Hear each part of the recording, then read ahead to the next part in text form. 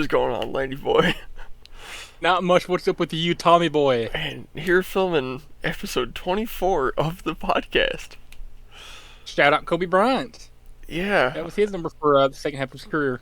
yeah, yeah. He was what, 8 before that? That's right. Yeah, he when he was a youngster with the afro, he was 8. And then he shaved bald and started wearing 24. Yeah. Speaking of 8, we hit 8 subscribers yesterday. But what do we hit today, Landy boy? We didn't hit 8. We didn't hit 9. We hit 10. A whopping 10 God. as of February 24th. We're recording episode 24 on February 24th. We are, yeah. And that's pretty. It doesn't mean anything, but it's special to me. 10 subs is for what we've been putting in. Probably not even deserved. But hey, we hit it. I'd say it's less than We do not deserve. but we're there. Yeah, it's more. It's more than we deserve. We do not deserve 10 subs at all for who we are and what we do. But hey, I'll take it. Thank you to all. Well, considering the fact that I'm subbed on one of my accounts, you're subbed in like 2 of your accounts. Yeah. Thank you to the 7 people who have chosen to support us. I'm sure one of them is Beanie. Yeah, one of them is Beanie. Shut up, Beanie. Yeah. Shut up, Beanie. I don't even know if he watches these anymore, but we'll take it. Yeah, I mean, he's still subscribed. He sees them in his feed. And yeah, that's all that matters. Hey, we've. Do you want to tell them what we've been doing the past couple of days, or do you think we should just like leave that to ourselves? We're gonna leave that. Yeah, we're gonna leave that. Okay. I was trying to think. We just know that we discussed a couple things the last couple days, and I was like, which one is he? Oh, the big one. Yeah, no, can't. Don't mention that. Operation Success or whatever we're gonna call it. Yeah, That's bottom line is down the line. bottom line is we're working with YouTube to get famous. Yeah, we're inside agents. This whole time we've been trying to pollute your brains with propaganda that aligns with the YouTube's views, and YouTube is now rewarding us handsomely with a whopping 10 subscribers. Yeah, we hit 100 views in 48 hours, which was pretty impressive. It did mostly have to do with a short I put out, which has like 38 views right now. Yeah, I can check the live view count if you'd like. It's probably not going to be that live since you're on client side. If I were to check it on my side, which is like YouTube server side data, it would actually be a little more accurate. But yeah, if you want to tell us what it says publicly, at least we can see if it's gone up. Oh, we lost Landy Boy. He just disappeared. I guess we'll wait for him to get back. I was trying to close tab and my computer froze for like 10 seconds. I guess I accidentally hit the Discord X2, so that sucks. Anyway, we're back. Okay. Well, I was frozen anyway. It's now up to 68 views. What? The one about the flag ever is now to 68 views. That's crazy. The Kanye one is up to 25, and the test short is up to 23. Wow. I mean, thank you to everybody. Wow. I mean, yeah. And then what's the insane. views on episode was it 20 at? Because it was at like 30 last time I checked. 30. Yeah. Wow. I mean, shout out Jimmy Hayter, by the way. Yeah, shout That out was like Jamie the main Hater. topic of that video. Yeah. I mean, The main topic of every Wow. video since the vlog. I mean, we're gonna have to start straying away from that eventually and doing our own thing. But Yeah, like I mean, like, what- wow. like once we like meet Jamie Hater in person, get her to sign some stuff, whatever, and like have that moment like solidified in a vlog, then like we'll have that piece of history, that piece of lore for Unqualified. We'll put like the signed Jamie Hater stuff in the back, and then we can like slowly move past that, but have the constant reminder of it there. But until that day, we're diehard Jamie Hater fans. Even after that day, we will be diehard Jimmy Hater. Oh fans. yeah, we just won't talk about it for 3 hours a day. Which reminds me, let me pull up where it's at. Is she I've doing an got event? I've no I mean no I've got something may or may not be in relation to Jamie Hayter. I don't know. Oh, Remember how you said you'd be interested in some more Landy Boy Jeopardy? yes. What if I told you that I don't remember if it's in the first round of segment, but what if I told you one of our categories today was Jamie Hayter? Would you be interested in playing another round of Landy Boy Jeopardy for our 10 subscriber special? Oh man, yes I would. Okay, let me go ahead and get the first round pulled up. We go one team. I'll screen share. Oh, I feel like every 6 or 7 episodes or so. So here's the score from the first round was 9,000. mm-hmm. Here we go. So just So real quick, I want to say we haven't mentioned it so far, but there's a bit of a change to the podcast. I have lights. no more floating head Yeah. without a body. So I We figured can out see your arms. what the issue was. Basically, at some point I had overloaded the electricity in here and it had flipped a fuse and I did not notice that fuse. So I checked like all the relays, all the breakers, like all the stuff in here, right? Mhm. And everything seemed fine. And I'm like, well, I don't know why the electric's broken. I must have like literally heated a wire to the point that it like exploded or melted and there's like no connection there. But that wouldn't make sense because it would have burned the place down. So I did some more digging and I was looking under some of the cabinets in the kitchen area over there. And I see this little brown panel and I pull it and I see a couple more fuses and one of them's flipped and I went, God damn it, that's the fuse. So I flipped it back the other way and all the lights came on. And now we both have lights. I mean, I could pull the Tommy Boy for this episode and just go completely lightless, but Yeah. you know, I'm running double. I got the overhead one right up here, and I got the side one that hangs down from the cabinet right here. The cabinet you can see right here. Hmm. That runs all the way down. And the light right here. Anyway, let me think. How does the intro? It's like from the Alice Trebek stage at Sony Picture Studios. This is Jeopardy. Yeah. Here is today's unqualified Jeopardy contestant. Our Timmy. returning champion from Chicago, Illinois, whose one-day cash winnings totals $9,000. Wow. Tommy Rich. Boy. Do. Anyway, our today's first round categories are the 2010s college mascots, Kanye West, WNBA player or adult film star, and everybody's favorite movie about a retarded football player turned soldier turned father, Forrest Gump. Tommy Boy, you are a returning champion and only player, so tell us, where are we starting today? We're gonna start with the one that caught my eye first, which is WNBA or porn star for 200. Okay, Jewel Lloyd. Porn star.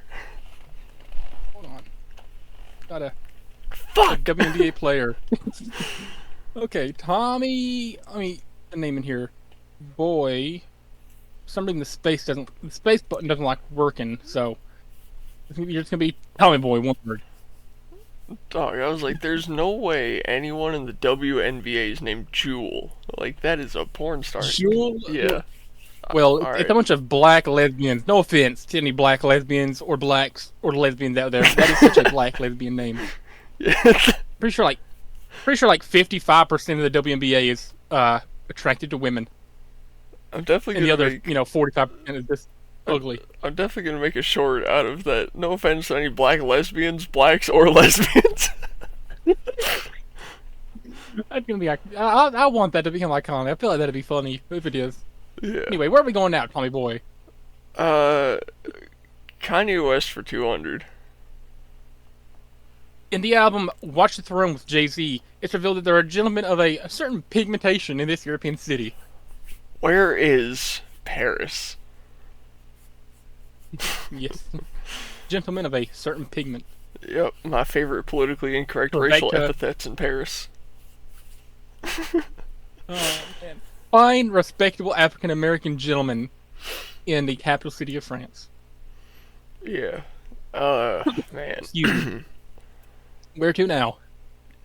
Worst thing the Jews ever did was convince us that they were the real Israelites and not the black people. They made us call them African Americans when they're the real Israelis. Anyways, let's hit Forrest Gump for 400. Forrest Gump for 400. Forrest Gump fights in this war. What is the Vietnam War? The war in Vietnam, as they got the protest would say. I ain't no millionaire son. It ain't me. It ain't me. I don't know anything about college mascots, so I'm gonna lose a lot of points with these. So I don't know if I want to get them off the bat first or deduct from my winnings later. Let's say college mascots for 1,000. For 1,000, Texas Christian University, TCU. Oh, I didn't realize you were gonna have me guess what the mascot was. So I give you the college and you say the mascot. This is probably the hardest one. Oh man, Texas Remember you Christian University. All right. But it's nothing biblical. I know. I'll give you that. I'm just trying to think. What kind of animals would Christians not use? And what kind of animals do they like in Texas? I have like a 50-50 chance of being right if I say a bulldog, because like half of every school in America has the bulldog. But that no, I don't think it would be that though. Okay. Well, does it have to be an animal? Like I just thought about that. All these. Okay, I don't know if I don't remember from the put. I know for a fact this one is some sort of animal. Yes. Okay, because I was thinking like if I was Texas, Some sort of animal. I would just have like a 10-foot tall stuffed like Texas Ranger. Right. Now there is a baseball team called the Texas Rangers. That's the Yeah. They play in the stadium where All In Texas is going to be. Oh. Yeah, that's taking place at the Texas Rangers Stadium. You know what? That's up north. I've spent so much time trying to think of what it could be, and I can't think of any logical answers. So I'm gonna go with a bull. Horned frogs. What the fuck? Yeah, I had to put in like a ridiculous. Well, I got the one. horns right. Fair point. All right. Their mascot is the horned frog. I feel like I should get 2010s pretty accurately because that's when. Let me think. That's when 90% of my childhood happened. Yeah. We'll say 2010s for 400. For 400, with the release of Despicable Me, grandmas, middle-aged moms, and the teachers everywhere had meme material for years with these yellow creatures. These Satan spawn yellow creatures. What are the minions that got locked in a cave before World War II so they wouldn't serve Hitler?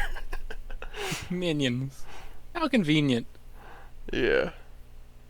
That was pretty easy. We'll hit 2010s for 200, get some points back. The Canadian pop star gave girls around the world his fever, you may see, with hits such as Sorry and Never Say Never. My sister was one of these girls. Honestly, I totally forgot he was Canadian until I read this. Who's Justin Bieber? Yeah, he gave girls around the world the beaver fever. I remember that, yeah. At the age of 4, my sister was a believer and had a crush on him. Yeah, I was in 3rd or 4th grade when that came out, and yeah, I remember that just... God, that was ridiculous. Let's hit, I remember back when So, sorry. I remember back when they made a movie about him. They made like a movie about his concert, his life, or whatever on tour. And me and my mom and my sister and my grandma drove 2 hours to the nearest theater that was playing that movie. Just so my sister, who was like 4 years old at the time, could watch a Justin Bieber movie. And I was miserable. And my dad was busy that weekend doing something with some of his buddies, probably. Or maybe working, I don't remember. But I couldn't just stay home, so I had to go watch a Justin Bieber movie. And I was miserable for an hour and a half or 2 hours, however long it was. Story of the day. That's terrible. Indeed. I feel so sorry for 7-year-old Landon. I would probably be around 6 at the time, but I'm sure he would appreciate the sentiment as well. I mean, where are we going next, Tommy boy? College mascots for 200. This College probably be mascot for like, 2. oh fuck, The University of Tennessee. I don't know, Keep it local. dude. Oh You man, live, you live literally 2 counties away. Everybody here is a Tennessee fan, okay. except me. I don't watch sports, so What are the Tennessee fans always saying about their mascot? Like, what's their mascot called? Go what? tigers. Volunteers. That's not an animal. I said not all of them are animals. Yeah, you did. Also, I just I said realized that I don't TCU know. was. I don't know why the college somehow in my mind equated to like major league. So I was expecting like this Chicago basketball team. I was gonna be like, oh, Bulls, hell yeah. Then I reread it. I was like, wait, college. I don't know any college teams. uh, shit. We'll just keep fucking up my points. Mascots for 4. University of Kentucky. Oh man. 'Cause Wildcats. I'm wearing my UK socks. I'm so proud of you. Oh, that's supposed to say Wildcat. I don't know why the answer's not there, but it is Wildcats. I only know that one because I've handed out so many Wildcats balls at Swisher. Oh, cats. Let's you know what? I got that one. Let's hit mascots for 6. Ohio State University. Oh man. I'm sorry. Their fans want me to say the Ohio State University. They love saying the Ohio State University, but Wait, hold on. While we're here talking about Ohio, I gotta ask, what do you think about Notre Dame? I personally am not a fan of them. I don't like that they have privileges over everyone else. But something that's cool about their stadium, like not connected to it, but like directly overlooking the stadium over one of the end zones, it's a giant mural of Jesus with his arms up. Mm-hmm. So people call it Touchdown Jesus. And that's a pretty cool thing about Notre Dame is they have Touchdown Jesus. Hell yeah. Man, Ohio State. Didn't we have Ohio It's State not balls at animal. work? I don't think we did. I could have sworn we did. We had Kentucky, Tennessee, LSU, Louisiana State, Virginia Commonwealth for a while, Florida, Yeah. Duke, maybe North Carolina, and I know we had Auburn And we had Bulls and and Lakers Alabama. and Warriors. Not college teams. We but never gave out the NBA ones. We never did. yeah, that's true. They had signs that was like, we're waiting for later in the season, and then the season ended, and they're like, Yeah, well, just get rid of them. What? What? I should have kept one whenever it was Yeah. the last day. I wanted to keep one of the bottles from Ring Toss too, but decided against it. Yeah. Just Well, anyways, Ohio State. He says not an animal. Not an animal. Not an animal. I'll give you that. Yeah, I'll help you out with some of these. I'm gonna say the Ohio State Child Predators. You actually want that as your guess? I can't think of anything better. Okay. How about like I just won't deduct the score because remember I let you skip like 2 or 3 of them last time. Okay. If you want to use your skip on this one, you can. I'll use a skip. Okay. We're playing our own version of Buckeyes. Jeopardy. So We you have did. two No, I swear we had those at work. I swear we had some Buckeyes balls for like a week. Like I think we literally got like 1 box of them. So you have 2 skips remaining for the entire game. All right. All right. We'll go with that. You get 3 skips per like total game, first and second round combined. Let's go Wanye Kest for 1,000. Okay. In February 2025, series of tweets, Kanye seemed to defend this other troubled and controversial artist. To quote Kanye himself, "Free Puff," aka P Diddy. Another acceptable answer would have been Hitler, because if you remember, Hitler was also technically a different kind of artist. But Diddy was the answer I was looking for. Good job. I definitely mentioned this on like an early episode of the show, and we brought him up even. Hitler has some fantastic paintings. That man was genuinely talented. How the hell did that guy not get into art school? He was a good painter. Yeah, how the hell did he not get into art school? Anyways, we'll looking at 1,200 so far. Forrest Gump, 200. Forrest Gump, 200. Forrest Gump is from this state. Come to think of it, I don't think I paid attention to that part. Is it Louisiana? Close. It's Alabama. Fuck. Yeah. From the fictional town of Greenbow, Alabama. Greenbow County. Alright, let's hit Forrest for 6. I remember, like, most of that movie. Jenny. Who's Jenny? Yeah, Forrest falls in love with a girl from this name. Didn't even have to read the question. Forrest for 8. Forrest for 800. Forrest played this sport in college. What is foosball? Football, that's right. Wait, oh, no, isn't that Adam Sandler's Waterboy where he calls it foosball? Yeah, Yeah, Mama said foosball is the devil. Yeah. Or whatever the quote was. Got my movies mixed up. Anyways, let's finish off Forrest Gump. Alright. Forrest drinks a large amount of this soda at a White House ceremony. Oh, shit, I don't remember that part. It's a large amount of... What is it, Dr. Pepper? Absolutely. Yes! Oh, man. Ran through Forrest Gump. Except for one. I mean, people ran through Forrest Gump's wife while he was serving in the war.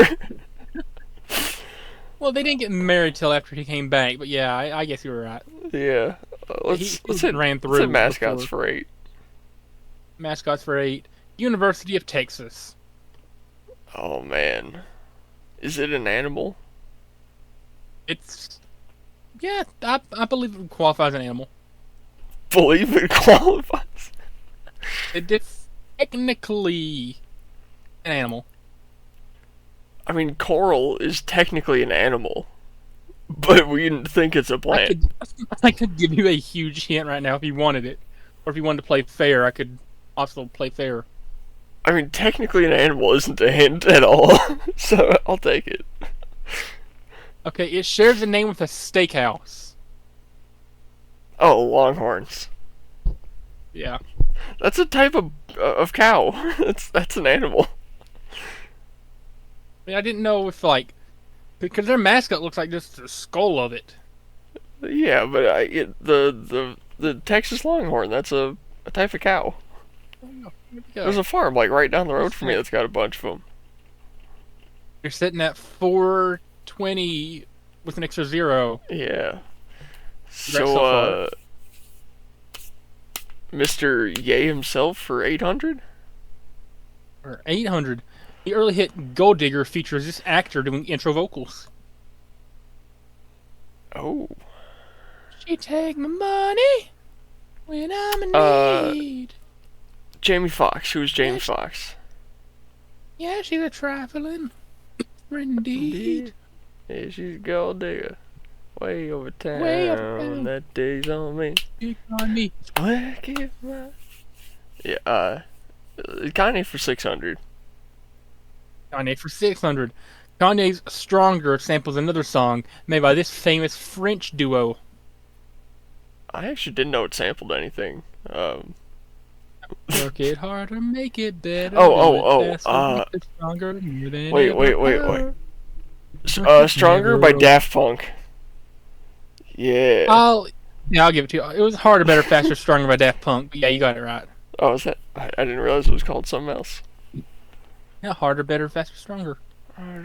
Oh yeah. Kanye took the I kind of forgot Daft Punk made that. Whenever I think about him, I just think around the world, around the world, around the world. I think of Get Lucky primarily from them. Oh yeah, man! Shout out Daft Punk. They made some bangers. They made a song with the singer from The Strokes. Let's with anybody. Let's finish off Kanye's 400mm with 400 points.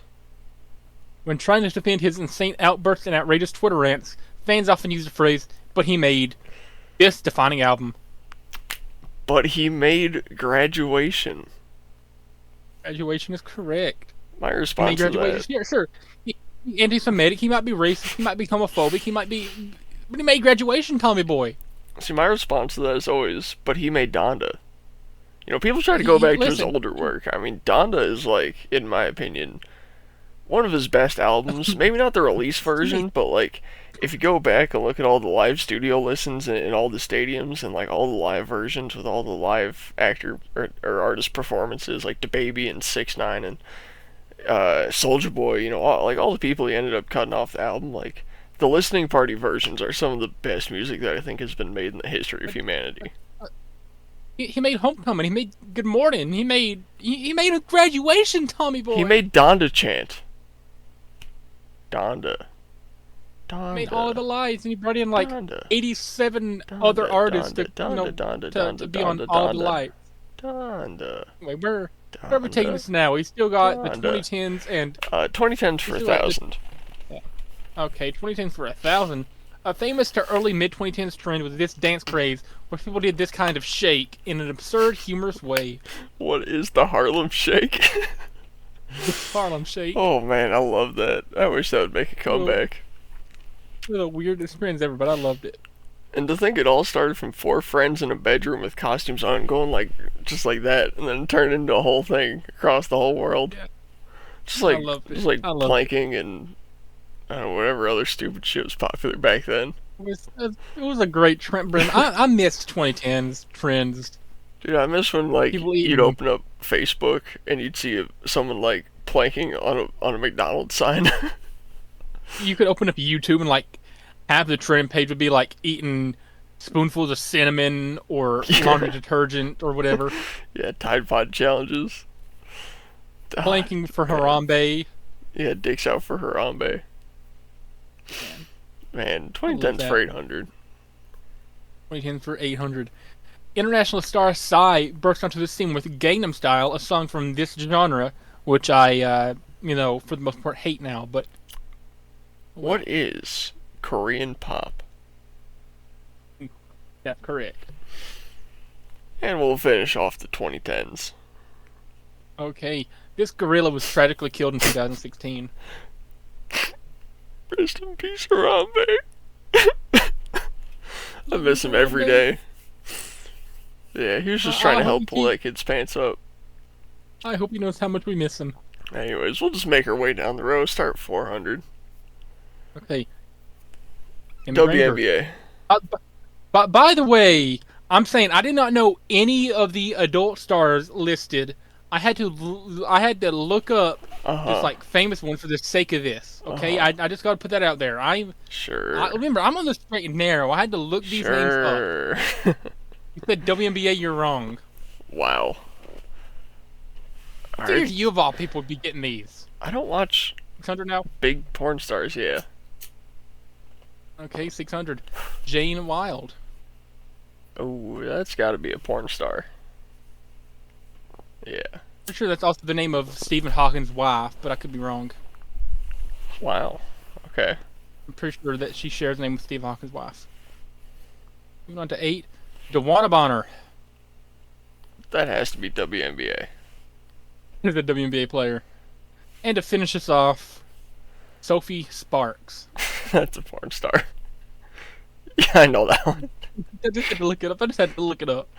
Okay, so 10,400 is your score going into round 2, going into the double jeopardy. I'm serious, I did not know who any of those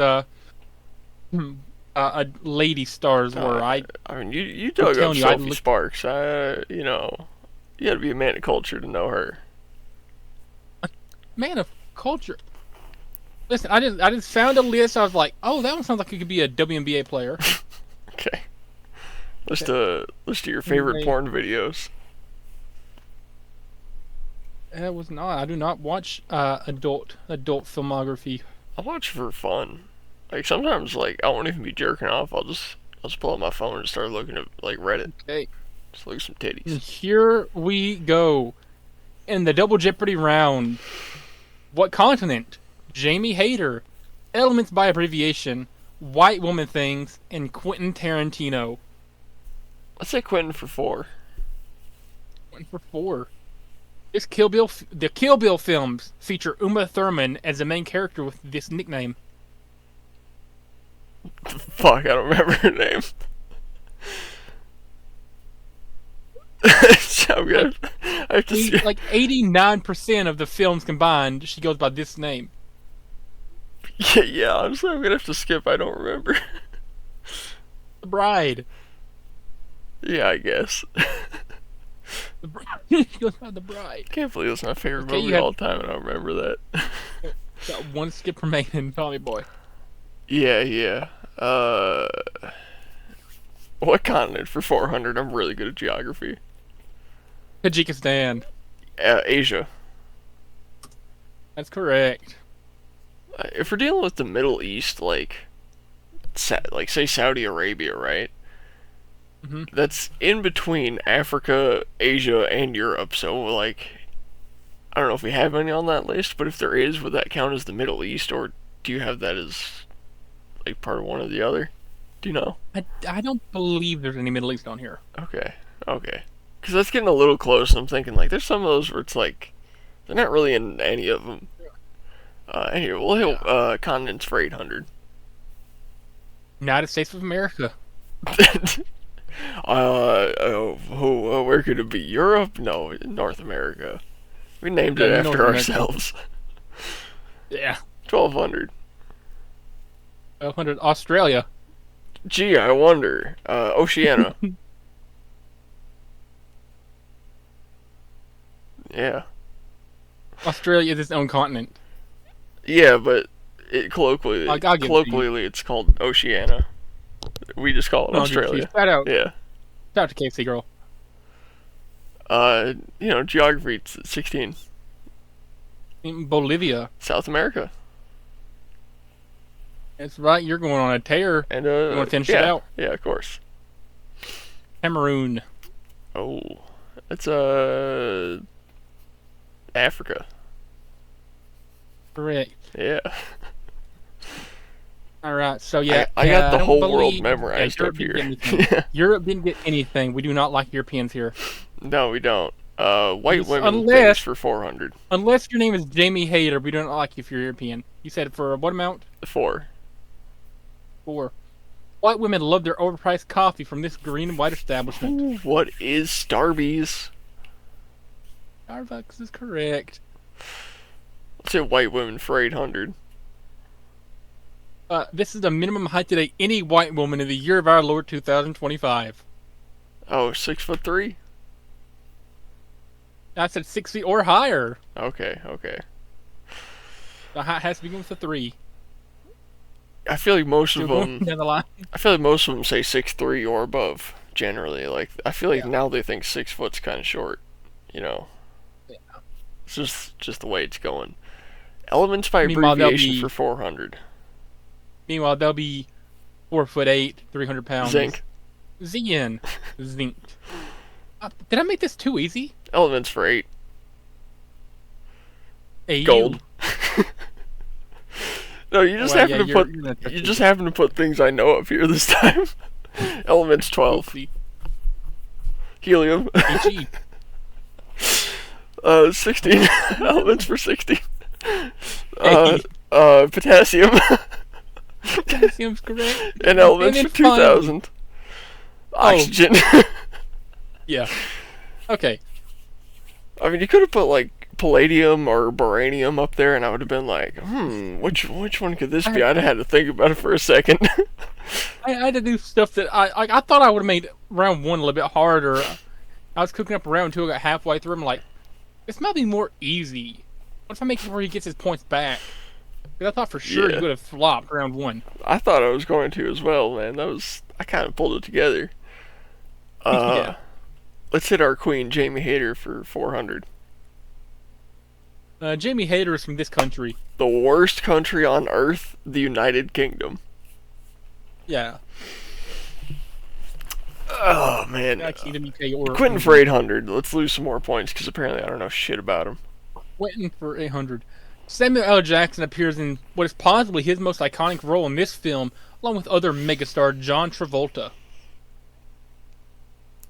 Uh, what is Pulp Fiction?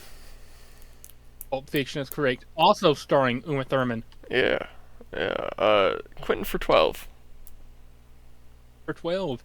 Jamie Foxx stars as a former slave in this film, also including Leonardo DiCaprio and Christoph Waltz. What is Django Unchained? Also, My personal favorite. yeah, Quentin shout Tarantino out movie. Leo for that role. That was incredible. Shout out Christoph Waltz for his role too. I love Christoph Waltz. And Walton Goggins, bro. Walton Goggins is in that. Yeah, he is. White women for 12. Every white woman between the ages of 18 to 26 dreams of at least once owning this type of car. A Tesla? Oh, White Jeep or Mercedes. yeah. Pretty accurate. Every single white girl wants a white Jeep or Mercedes. I'd say white women for 16. Or 16. White mothers often hang signs with this three-word phrase, all words beginning with the letter L. What is live, laugh, love? Live, laugh, love. Yeah. We're back up to 26. And we'll hit the white bitches for 2000. Okay. Basic white chicks tend to get offended by everything, often earning this highly annoying complex. What is the name? Well, I would say God complex, but is that the right answer? I mean, Is that your final answer? I'm trying to think of, like, wouldn't be like an Oedipus complex. That's something for teenage boys. Do you even know what the Oedipus complex is? I've never heard of that. All right, I'll let you look that up later. I'm Yeah, scared. I'm gonna go with God complex. White savior complex. Oh, all right, fair. Jamie for 8.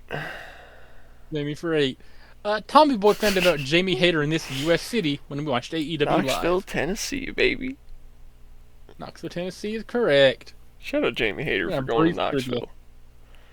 We're gonna breeze through this. It's Quentin for 16. Went for 16. This film features the World War II bad guys from Germany. Can't say the word, but it rhymes with Yahtzee. Oh, you want me to say the name of the film? I was like, why do you want me to say Yeah, Nazis? yeah. No, Inglorious this film Bastards. yeah. And yes, that's how the movie spells it, is with an E. Oh, I never noticed that. Yeah, because I'm pretty sure that might have been a real... I don't know if it's a real group or not, but oh well. Let's Final four top. let's finish off Mr. Tarantino. Alright. In his latest film, released in 2019, Brad Pitt stars alongside Leonardo DiCaprio, and other features include Margot Robbie, Sydney Sweeney, and Margaret Qualley. I did not know Sydney Sweeney was in that movie actually, but that would be On the Once complex. Upon a Time in Hollywood. Correct. I'm pretty sure it's like Sydney Sweeney was on. Whenever Brad Pitt goes to visit that one dude and has his cult with him. Pretty sure Sydney Sweeney's living on the cult compound. Okay. I don't think it was the Manson family. I think it was the other cult that Brad Pitt has to go visit. Yeah. Anyway, Yeah. which amount we taking? Yeah, we'll work our way down. Start at 12. Okay. This is Jamie Hayter's real first name. I could say her last name too, unless that's another question. It's not. Paige Wooding. Shout out Paige Wooding. Page. 30,000. Yeah, this is way too easy. I'm gonna have to step it up for the next Yeah. next game of you Tommy Boy Jeopardy. Jamie 16. Jamie 16. Jamie Hayter is this tall. Oh, You mentioned this in the last episode. I could cheat. I could look at my cards. Anyways, she's Oh no, 5'8". 5'8". And And the final answer. yeah. Jamie Hayter's reign as AEW Women's Champion ended after this many days.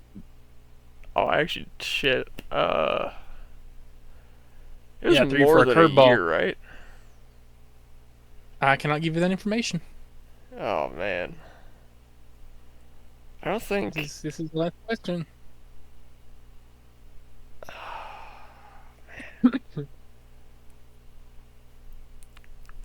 I don't want to use my skip, even though I know I got one. Even if it's the last question. Yeah. Well, do I have to get it exact or just like close enough? I'll say within 5. Within 5, up or down. 412. 190. Damn. So you're gonna finish with a score of 2,000. No, not 2,000. 29,600. Not bad. 29,600. Congratulations, Tommy boy. Yeah. I mean, I'm the richest Jeopardy contestant on Unqualified history. you surpassed your most recent score by not over, by exactly 20,000. Yeah. It's crazy.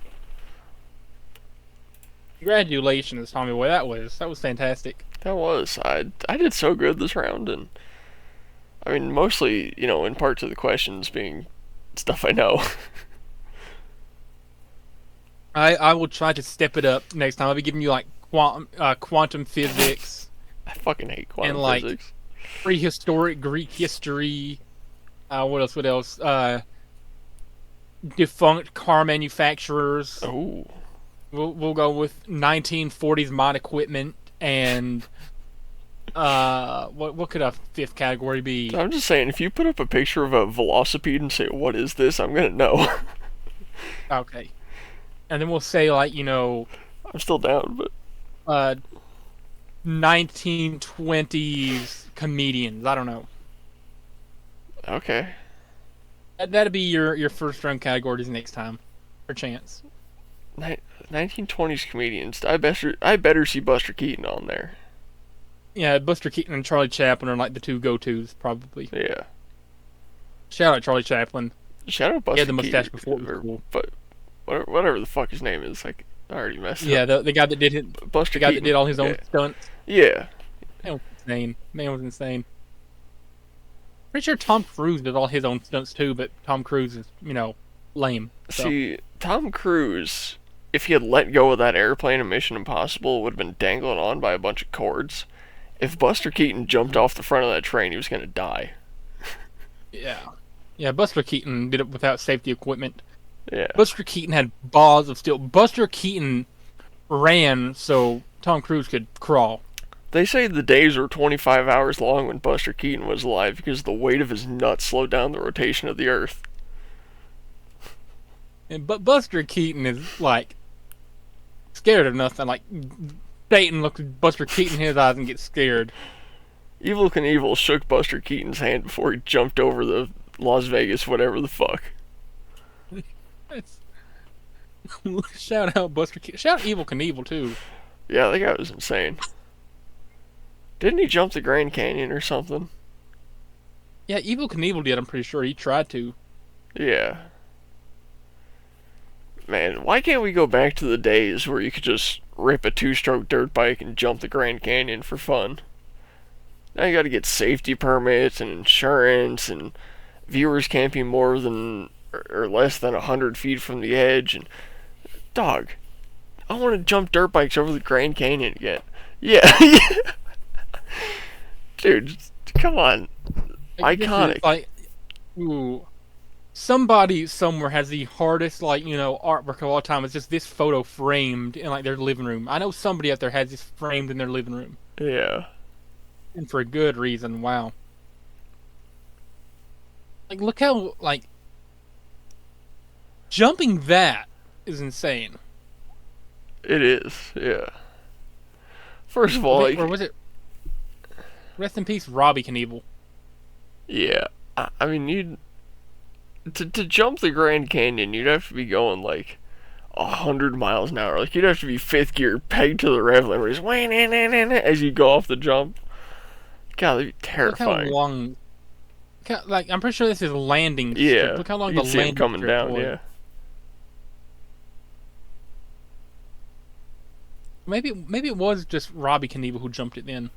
Yeah, well, one of the Knievels. Bro, Evel Knievel though is probably the hardest name I've ever heard. I know that wasn't his real name, but Evel Knievel. Mm-hmm. Such a hard name. Yeah. That like the NASCAR driver Dick Trickle. That's such a hard name. It's a tough name. Dick Trickle ripping a dart while he's driving NASCARs. God, dude. Imagine going 200 miles an hour, turning left, and you're like, oh, let me light a cigarette. I can imagine like when that pit stops, like he's pulling into his pit box. He's like, "Hey, pass me a carton of of Reds." Yeah. What? I just know that's how it had to go down.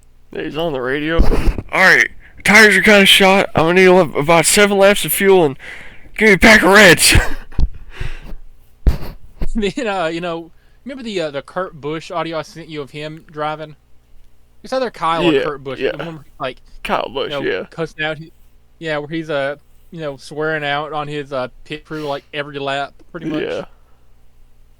And I love that. I love that so much. I think I might have mentioned this already. I think 2009 was the best year in NASCAR because everyone just kept fucking crashing. I think 2000, pretty much anything before 2001, because Dale Earnhardt. Yeah. I'm not a NASCAR connoisseur. I'm just now getting into it this year. I've watched both races this year. The race yesterday was all right. The one in Atlanta. Mm-hmm. Yeah, the Atlanta race is pretty good. The Atlanta It wasn't as good Speedway as is Daytona. huge. So they're doing road course. I'm pretty sure next Sunday At Road Atlanta? at Circuit of the America. I'm pretty sure what it's called. Oh. I think that might be in Texas. I could be wrong, but I know they're doing a road course next week. They start off with 2 super speedways and then go to a road course. I want to see NASCAR Road Atlanta. That's like one of the coolest racetracks in the country. I'm pretty sure they do a Chicago street race. I don't know if they're doing it this year, but I know they Yeah. have in the past in a Chicago street race. Yeah, those are cool. You can see Have you the. been in? Well, I haven't been to one of the races while it's active, but I've gone after it, and you can see the tire marks on the road. Like, they don't clean it up. You've been in Chicago though, or like whenever they have the race though. I've done my own lap of the circuit. Like, not while it was laid out, but I've, like, through Yeah. traffic, like, ripped the exact same layout in Chicago, yeah. It's like about a mile or 2 long, ain't it? Yeah, about 2 miles. How many laps do they do? I don't Any know. idea? I haven't actually watched the event or anything, but I had a map of like the route, and I was just like, all right, so this tree, that, and then I was just with my friends. I'm like, all right, we gotta rip a lap in NASCAR now. And of course, Chicago is a lawless land. There's no traffic rules. You can rip around anyone. You can do a burnout in front of a cop. They don't care. So we were just Now, remember the plans I had? Like, what if you and me, and I asked Sean if he'd be interested in it, if that's cool with you, if he'd want to go to Talladega with us, if we end up going to the Talladega race. yeah. Yeah, like, I was asking Sean, like, and me and Thomas were talking about going to potentially Talladega, since I can't go on the AEW trip. How far is maybe Talladega like a from guy. here? Talladega is in someplace in Alabama. I know whenever, like, we were going down to Gulf Shores, me and my family. Yeah. It's your Gulf Shores, Alabama. And, like, we saw a sign said Talladega, like, 5 miles this way. And I'm like, oh, my God, can we go to Talladega? Like, I want to see the Speedway. Because, in case you're not aware, I know I bring this up every few episodes, but, like, in case you're not aware, I am literally Ricky Bobby. I mean, Yeah. I have a ton of cards in here. I'm literally Ricky Bobby, right? So I'm like, can we go by the Speedway? And my mom's like, yeah, sure. It's like a 5-mile drive, like from this little tiny like dirt, not even dirt road, but like little tiny intersection in the land of dirt roads, I should say. Like we're in Yee Country, Alabama, Mm-hmm. and it's a sign. You could. It's just like small little 2-lane roads that run the entire like city we're in. I'm like, can we go to Talladega? And we drive by the Speedway, like even from like a mile and a half out. It's humongous. Yeah. I mean, driving by, it's like right near the Motorsports Hall of Fame. I'm pretty sure. So like we go there, we like look around the outside of the Motorsports Hall of Fame and just get back on the road. Mm-hmm. But real quick, Knoxville, Tennessee to Talladega, Alabama. So I will screen share. Screen share is running really smooth today. I don't know what's going on. I don't know why it's running so good today, but I'm not complaining. Yeah. That's not bad. It's about 4 hours. So, after we stop for food and bathroom, might be around like 4.5-ish hours. Hmm. Because I'm sure we'll eat on the way down there. Yeah. Yeah, probably stopping, well, maybe just around Talladega. Yeah, chance. No, it's GameTime.co. Here's one. Talladega Super Speedway. This would more than likely be the Cup Series race on Sunday, because I don't think anybody, I don't think you or Sean or me any would be interested in the truck race or the Xfinity race. Uh, not gonna lie, Talking I about like Truck more than NASCAR. oh man, but like NASCAR is like the main attraction. Truck is way cooler, dude. I'm sorry, but it is. So so 2 p.m. Talladega Super Speedway for some reason in Lincoln, Alabama. I thought it was called Talladega, Alabama. But oh well. Uh, Tickets start at 65. I'm pretty sure they only have tickets on the grandstand instead of like looping all the way around. Yeah, yeah. Here it is. Mhm. So, which section you think you would want? Start finish line tickets are. That's such a weird location for the start finish line. Yeah. I thought it would be like lined up right here. Tell me Uh, why tickets over here at the start finish line are cheaper than tickets in the middle.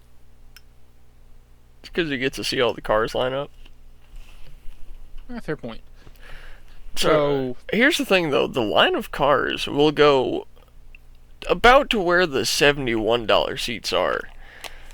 So, if we get the $65 seats, we're still going to see the whole line of cars, and no matter what, every 45 seconds, 50 cars are going to go.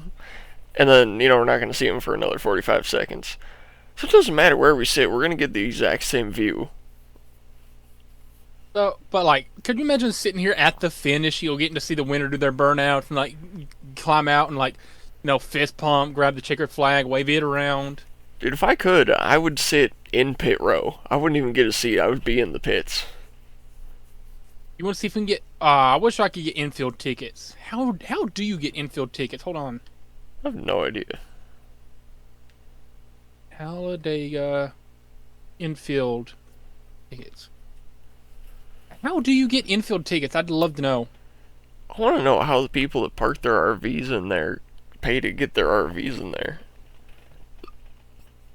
there. Reserve seating.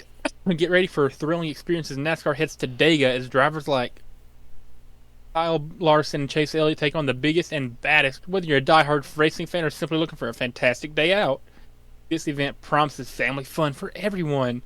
Hey, that rhymes. We can get garage experience for $89. Look into the garage's cars and prep for the race. Get access to pre-race ceremonies. Celebrate with winners in Mobile One Victory Lane. What? Value price concessions. Plenty of. Starting at 89? We go into the garage? That's crazy. Would you? Ooh. Now I don't know if that comes with like tickets to watch the race though. Probably be watching the race on TV, looking at it. Hmm. Hold on. Talladega Garage Experience presented by. Must be accompanied by corresponding grandstand tickets for infield admissions. Okay. For like an additional $89, you get to peek into the garage as they're prepping the cars, and you get to pre-race ceremony, and see the winners in Victory Lane. Yeah. Low for an extra like $90. Man, that'd be insane. Dude, $89 to secretly leave a nail in front of my least favorite NASCAR driver's front tire?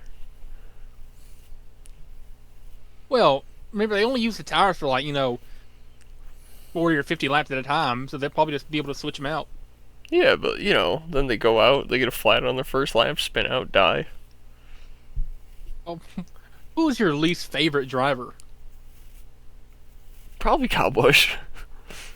I'd say Kyle. I don't know much about NASCAR, but I know a lot of people hate Kyle Busch and Joey Logano. So I'm gonna hate Kyle Busch and Joey Logano just because everybody else hates them.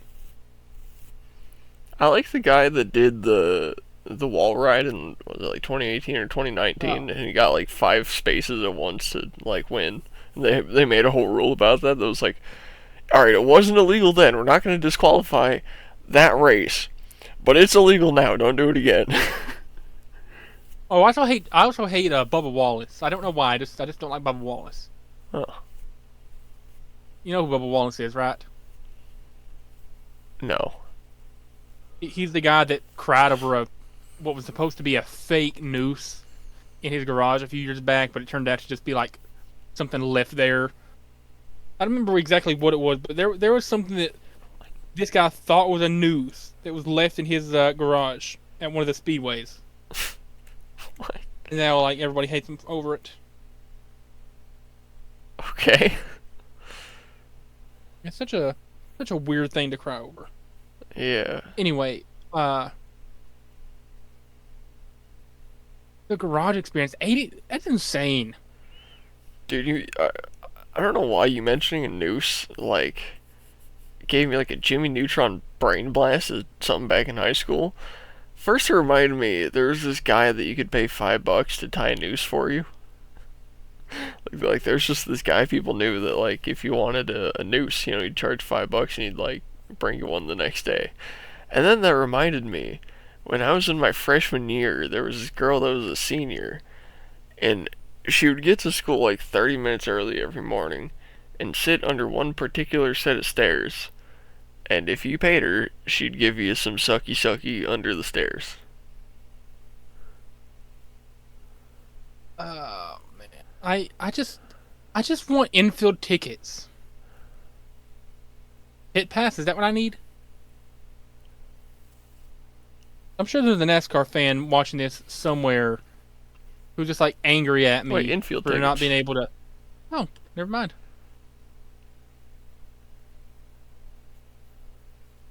What?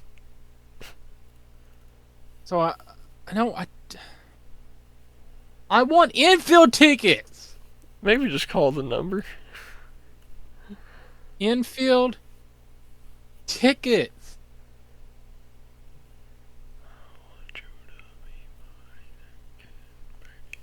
Oh my god, garage experience. Pit pass. It's just taking me in an eternal loop. Yeah, I think you just gotta call the number and say, "Yo, bitch, I want infield tickets." Tickets. Oh, okay. So if it gets confirmed that we're able to go, I if we can't get infield tickets, which by the way, look at this majestic, track that they got all through the middle. But Hmm. they'll only be doing the little oval. Uh, I feel like tickets right here would be quite exquisite Yeah. in the Birmingham section probably. Birmingham, dude, that's from England. I don't want to sit in there. Birmingham, Alabama. That was named after Birmingham, England. But like, see, right here, sure they're cheap, but like, you're gonna have to like be turning your head at all times to look towards the start finish line to see what flags are out. That's true. You would be right by the flag guy. Yeah, see, right here, you're right by the flag guy. You're right by here. Like if I'm like right below the flag stand, I can look up and be like, "Hey, can I get the black flag since you're not gonna throw it out? Well, they Can, might. can I get the red flag? Can I get the caution flag?"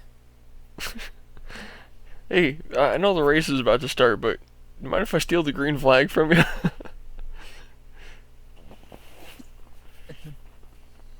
What is the red flag in NASCAR? The race must stop immediately. Okay. Yeah. Yeah, red flag I, is like heck, stomp on your brakes, come to a stop, and wait. and then black flag is like go to the pits right now. Yeah. That's what I've come to look at. Okay, so What's the. There's like a half blue flag. I forget what that one's for. half blue. Yeah, it's like half blue and half white, I think, and it's like split like diagonally or something. NASCAR flags. Oh, we'll look these up.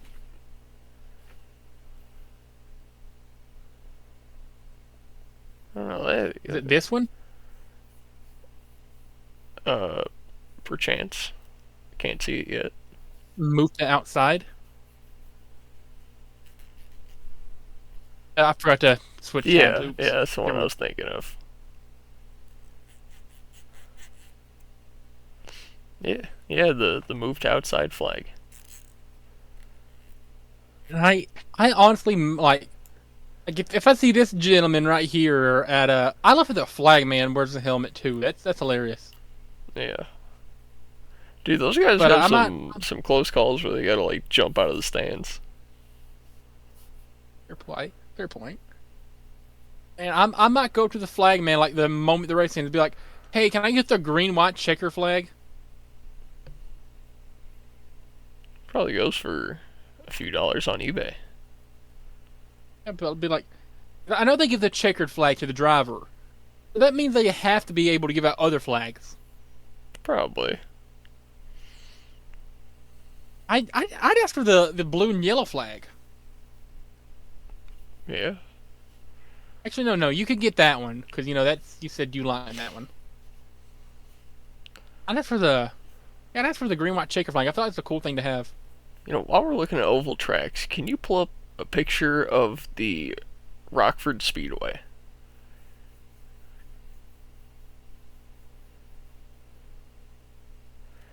So, this was my local racetrack. They had test and tune days pretty much every day they weren't hosting an event. But the events they hosted there were fantastic, and this racetrack isn't there anymore. It got torn down and they built some apartments and whatever, but I used to go here all the time. And my favorite events, right around Halloween, they would host the Goblin 250, which was a 250 lap endurance race. You had to have a front wheel drive, naturally aspirated 4-cylinder automatic car. Well, no, it actually didn't have to be an automatic, you could have a manual, but it had to be front wheel drive, naturally aspirated 4-cylinder, right? But it wasn't just a race, it was a demo derby and a race. So people were trying to destroy each other's cars and do 250 laps. And so it made for some hilarious moments. Like, I watched a guy's gas tank explode one time and a quarter of the track was just on fire for like 10 minutes. Uh, there was a couple times where a car would like go slamming into the fence on the bleacher side, and it would like damn near like take out the guy in the tower, and he'd have to literally like jump out of the tower with all the flags just to, like, not die. They do school bus races. They take retired school buses and race them around in figure eight. That was also a demo derby. You ever wondered what 10 school buses hitting each other looks like? They got videos of it. They did a truck and trailer race one time that was incredible. It was basically just beater trucks, beater trailers, and you just had to try and do like as many laps as possible, and whoever did the most won. And it was so fun just to see these guys just pulling piles of scrap metal that used to be a trailer behind their truck. Their truck's just pouring steam and oil out of every orifice. And man, I miss that track so much. They put on some banger events. Well, this is one of the tracks that my grandpa, who passed away when I was really little, used to race at because he was a dirt track driver for a long time. Nice. But like you'll see, right? I went to a couple races. They did like a memorial race for him 1 or 2 years, and like those are not like seats. I don't think. I think you just like sit on the hill. Mm-hmm. Maybe they do have seats. It's kind of blurry, but like the hill is just like so you can see that's the flag stand right there. That's how janky it is. You see right there, just like built right there. But this is you could. The only way to get into the infield is like these two little things here. There's no pit road, nothing fancy. If your car broke down, you had to just go in. Yeah. They had a dirt track just like this where I used to live too. This is I'm trying to see. See if he's on here. I don't think his car's gonna be on here, but his nickname was Rooster.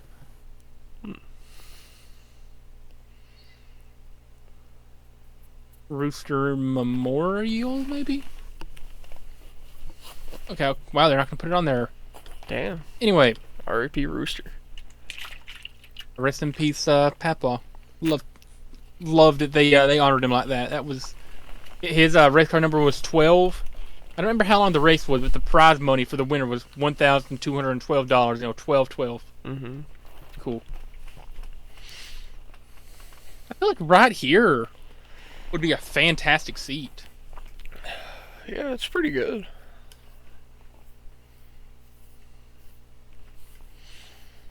And then I would need. So if I'm looking at 3 tickets, you, me, and Sean would obviously be sitting together if Shawnee Boy went, because, I love Sean. Mm-hmm. What I was going to say is, like, I asked Sean if he'd be interested in going, if he were cool with it, and he said, man, not really. And I told him, what is more American than drinking alcohol while watching, 50 car or 40 cars go 180 miles per hour? And so I was like, y'all put alcohol on now. No, I didn't tell him, how expensive alcoholic sporting events is. It's like $20 a beer. Like, whenever me and my dad went to a concert for Avenged Sevenfold and Five Finger Death Punch both in Knoxville, they have the stands, set up around the concessions area of the arena before you go in, to the actual seating. Yeah. Like a tall boy Bud Light or, whatever they serve at Thompson Bowling Arena is like $16 for a can that's about that tall. Yeah. Absurd. Yeah, when I went to the Blackhawks game, like, I don't know, 8 years ago or something, I remember my mom went to get a beer and it was like $20 for a tall boy. Insane, man. When they're normally like $1.20 in the gas station.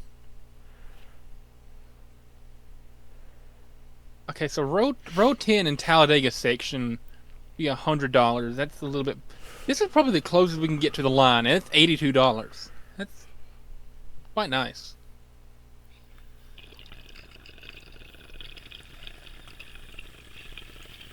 And you think you'd be cool with that if we went? All right, I'll consult Sean about it again if he's down to go. I think we can make like a weekend out of it. If the race is at 2, probably like go down there, leave Sunday morning, come back Monday.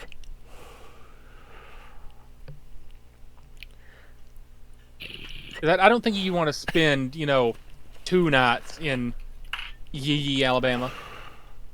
I think my black friend might be from around there. So, Oh, we could go out and commit some felonies for a day.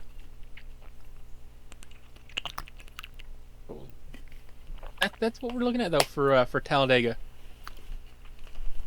How much would tickets be on the actual Talladega website? Like half the time our show is just now like Just looking at tickets for stuff or talking about Jamie Hayter. That's just us like looking at potential activities. Yeah. The Jack Links 500. Ooh, that's a Sasquatch on the logo. That's cool. 7th at 2 p.m. Well, while we're looking at this, I want to talk about something else American. Firearms. This right here is an airsoft gun, which is why I can do stupid stuff with it, and, it doesn't matter. I'm not breaking YouTube terms of service. I'm not, it's an airsoft gun. Also, well, it's kind of broken, but, alright, it's cocked. It's on fire. Nothing. It's unsafe. Nothing. It's completely broken, because this part right here snapped off, so it doesn't shoot it. It's not even dangerous. But this is a real gun, and I want to add another real gun to my collection.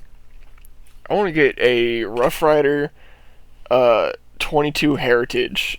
Probably what's the one size? 6 3/4 inch. Which is that? I forget what size it is. Whatever the standard revolver size is, because basically the Rough Rider 22 is almost an identical replica of the Colt Single Action Army from like 1898 or whenever that came out. but shoots 22s instead of 44s, or whatever they were chambering in. And back then it kind of just depended on the buyer, but I think it'd be pretty cool because this is a normal pistol design, so you can't really do that many tricks. You can't swirl it around that easy, or you can't do all the cowboy tricks that you normally would. Which is why I want to get the Colt single action, not because I actually want to shoot it, but because I just want to sit there and do like cowboy gunslinger like flippy tricks with the gun. And I was looking at airsoft revolvers. The cheapest airsoft revolver I could find on the internet was like $90, okay? A Rough Rider 22 is $125 and it's a real gun, so I'm just going to buy one of those. While you were doing that, I was perusing through some of our comment sections. Yeah. We now have a comment that is not one of us from the episode 20. Somebody commented on episode 20. Did you see the name of the commenter? Jeff Hardy? Yeah. Bro, shout out Jeff Hardy. This guy not and the real wrestler. one, but yeah. I mean, obviously, but still. Yeah, I saw that comment and I was like, no way, Jeff Hardy. Man. We're getting somewhere, by the way. The short is now up to 73 views. Dude, it's getting views It's as a lot, we speak. But it's Yeah. crazy. Oh, Crazy. I want to give a little instruction for anyone at home. Whether you own a spring power airsoft like this, a CO2 powered airsoft, or a real Smith & Wesson MNP, it doesn't matter what caliber, this is how you take it apart. It's so easy. You have this switch right here. You're going to put a fingernail under it, okay? Pull it out, and then pull it down. It has a little notch right there to hold it in. Slide that out, right? Now, the gun's in two pieces. It's that easy. And then you literally just slide it back together and drop the pin in, and your gun is in one piece. So for any Smith & Wesson M&P owners out there, it's literally that easy. You flip that, and the slide just pops off. And then there's two pins to hold the trigger mechanism in. How about something like this, the Ultimate Talladega Experience? Would you be so kind as to read this for our lovely, lovely listeners? I'll let you give your live thoughts about it. Oh, you really like when I read, huh? I really love when you read. I've been reading everything this episode. Yeah, you have. I'm not giving you your spot. I'm not giving you your spotlight, I guess I should say. Alright. The Ultimate Talladega Experience. Enjoy an unmatched weekend experience at NASCAR's biggest and baddest track with access to the most exciting things the Jack Links 500 weekend has to offer. The package includes NASCAR Cup Series VIP Pass, including access to all three garages during open garage hours, grid access on Sunday before the NASCAR Cup Series Jack Links 500, access to Talladega Garage Experience presented by Cool Ray all weekend, hot laps around the track on Sunday morning. That is cool as fuck. Weekend Silver Lot parking pass in the infield. That means we get to park my shitty little Honda Fit in the infield. Dude, my Honda Fit could be on TV. Oh my god. That's awesome. Yeah, we definitely can't take my Fiero because that's that thing's tiny. It's a two-seater. We and all three gonna fit in there. But VIP access to the Sunday night concert. I don't know what that includes. Maybe backstage to whatever lame-ass artist is there that I don't want to see.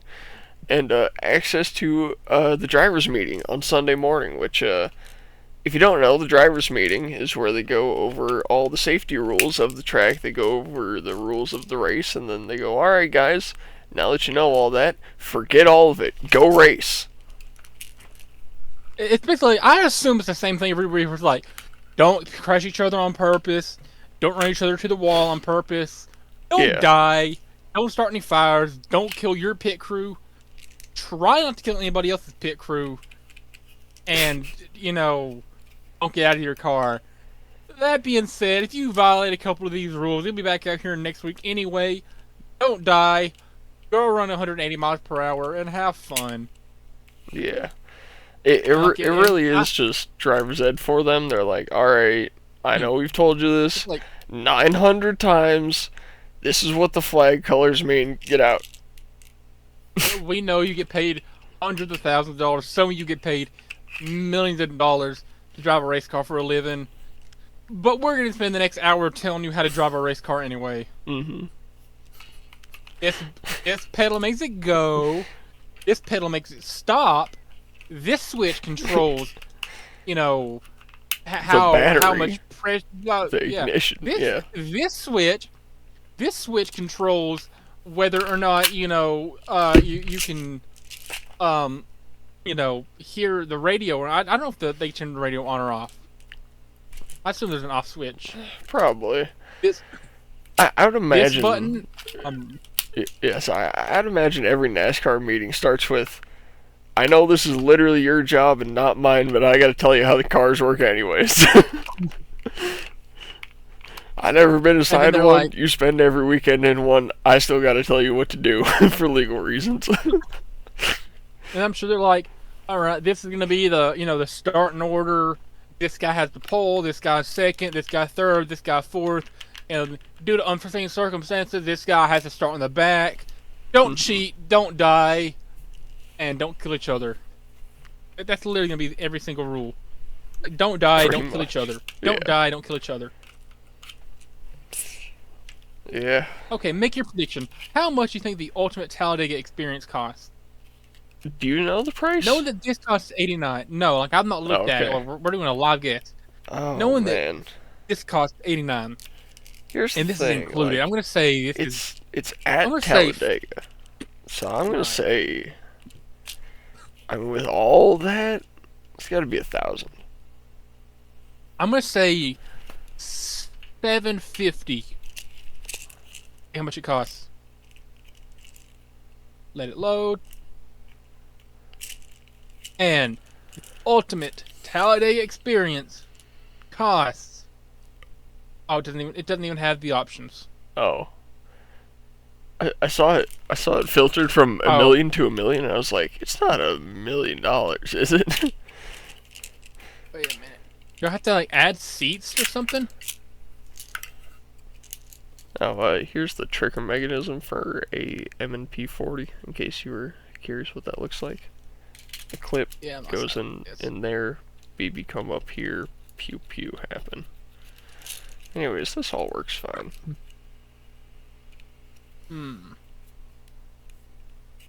Tickets. Now the Talladega Garage Experience would be pretty cool though. Starting at $129. That would be cool.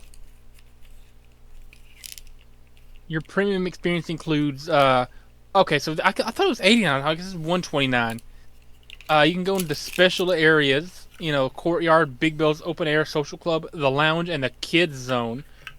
Celebrate the winners in Mobile One Victory Lane. So yeah, you get to driver introductions and pre-race ceremonies up close. I assume this counts as an infield ticket.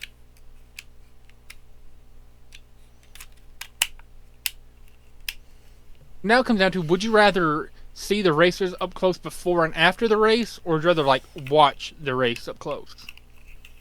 So be close to the actual people, and then like be able to watch parts of the race You from know, the infield.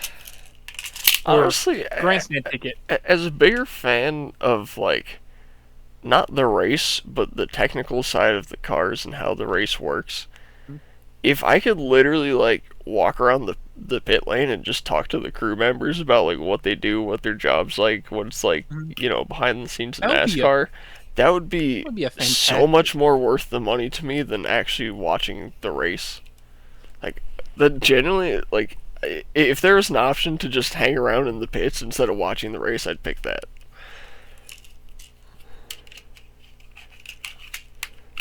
Just steps away from the top 22 NASCAR Cup Series garage stalls. Big Bill's features a huge bar, 41-foot video screen, additional TVs, lounge areas, dining tables, and more. Iron Alley. I don't know what Iron Alley is. We don't care about that.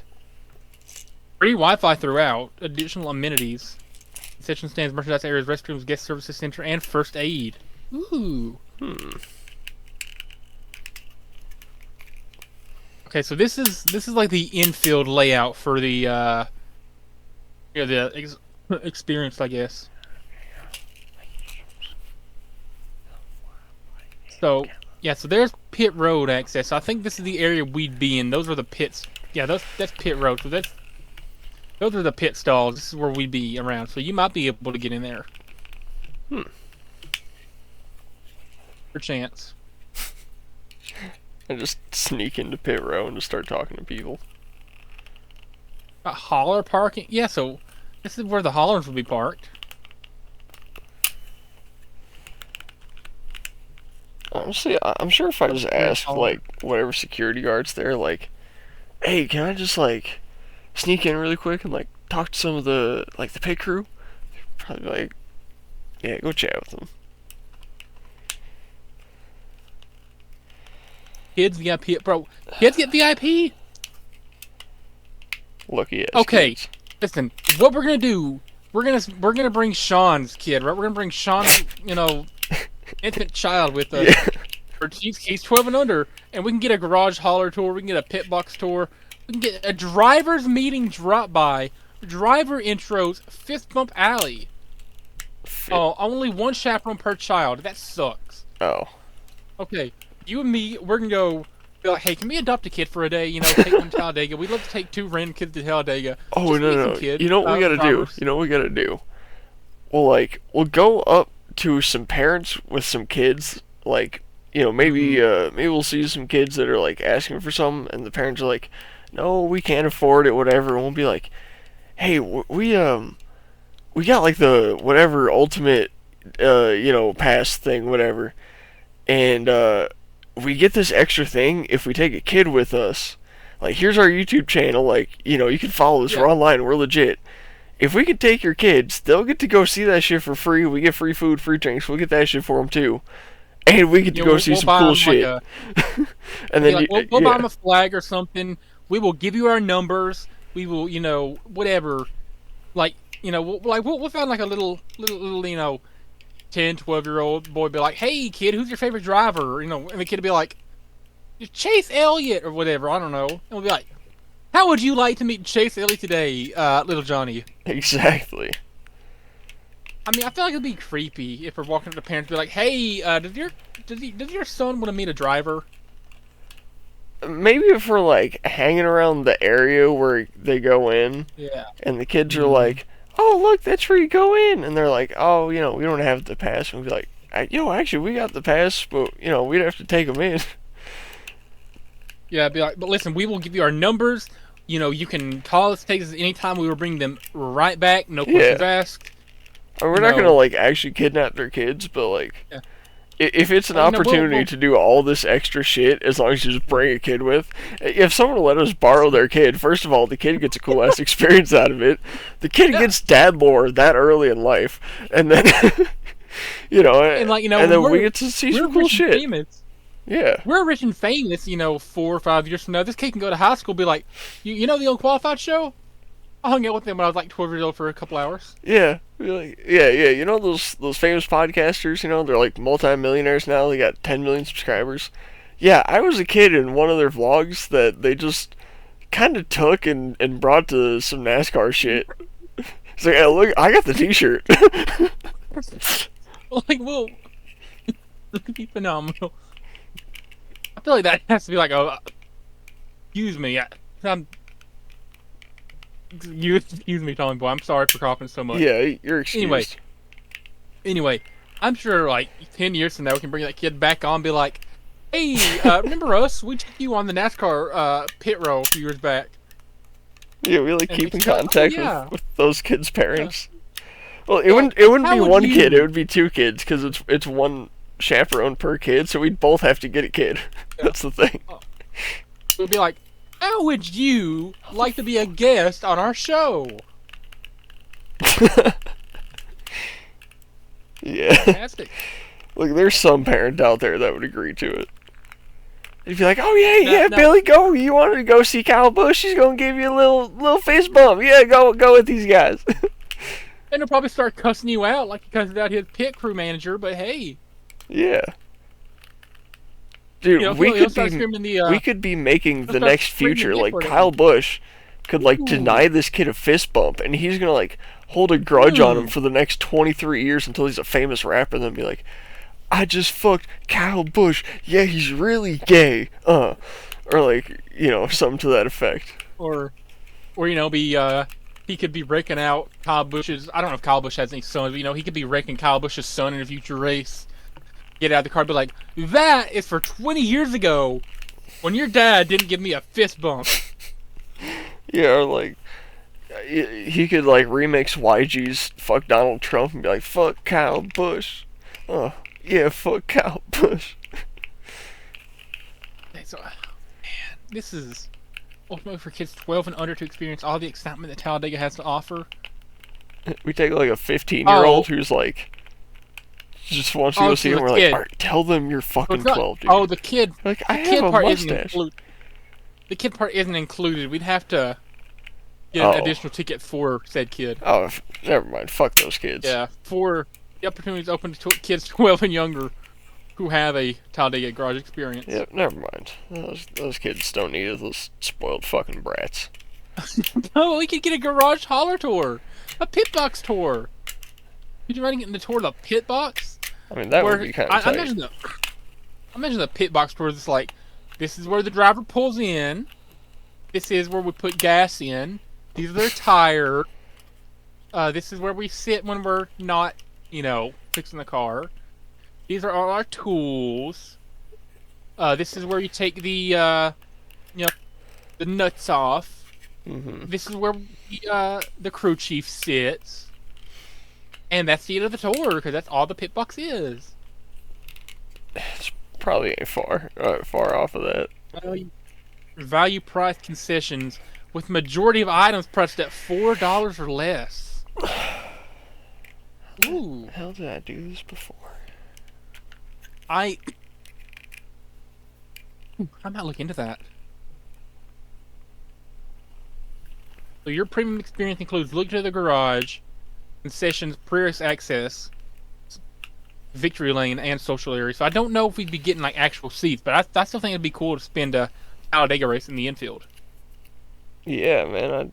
I mean, like again, I would just like sneak into the pit lane and just talk to the crew, like. And then if you're parking in the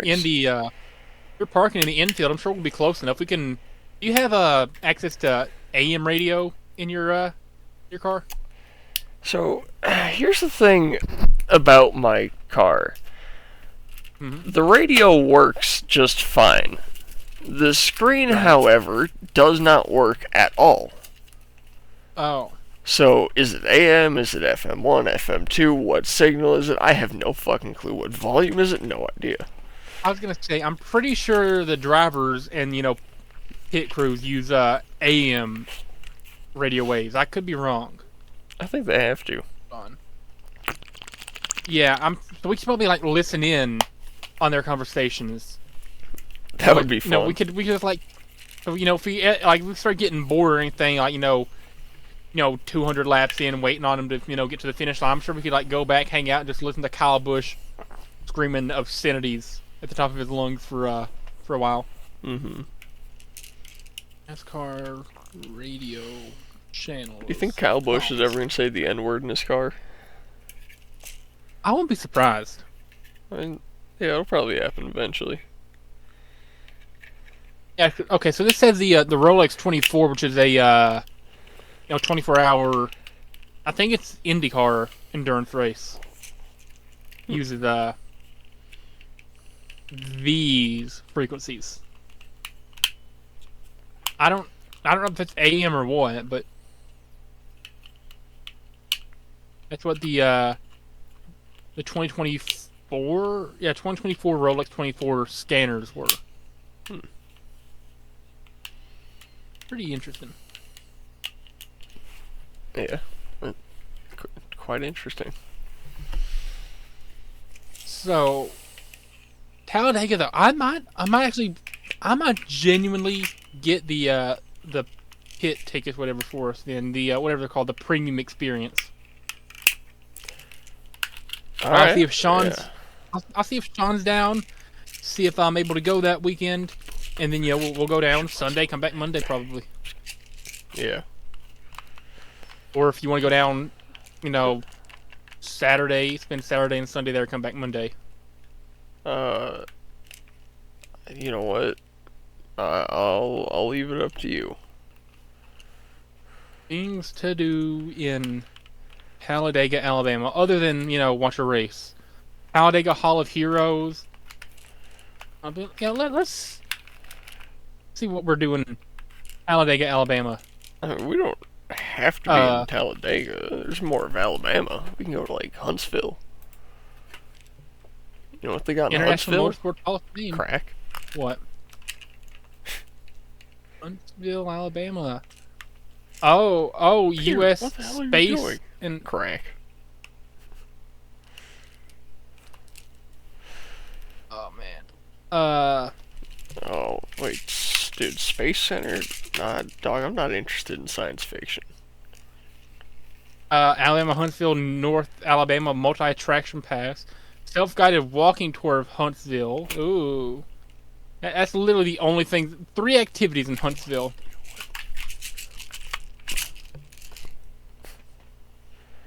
U.S.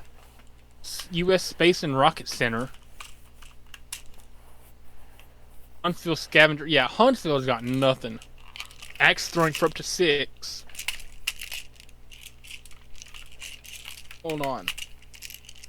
What did... God almighty. What cities do you pass through? I doubt I'll get an answer here, but it's worth it. You pass Maryville, Tennessee? I highly doubt that. You probably leave through Knoxville. And then, be able to hit the highway going down south. Gadsden. What do they got in probably Gadsden? go through Maryville. Okay, so... Not that I want to do anything in Maryville, but... Gadsden, Alabama, things to do. Anything to do in Gadsden, Alabama? Ooh. Go Imagination hiking. Place, Museum of Art.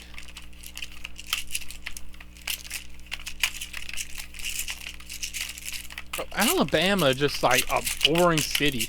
Not boring city, but a boring state with a bunch of boring cities. There we go. What about Birmingham? How close would we be to Birmingham? Sports Hall of Fame visit. Birmingham area family something. Aviation museum, dinner detective.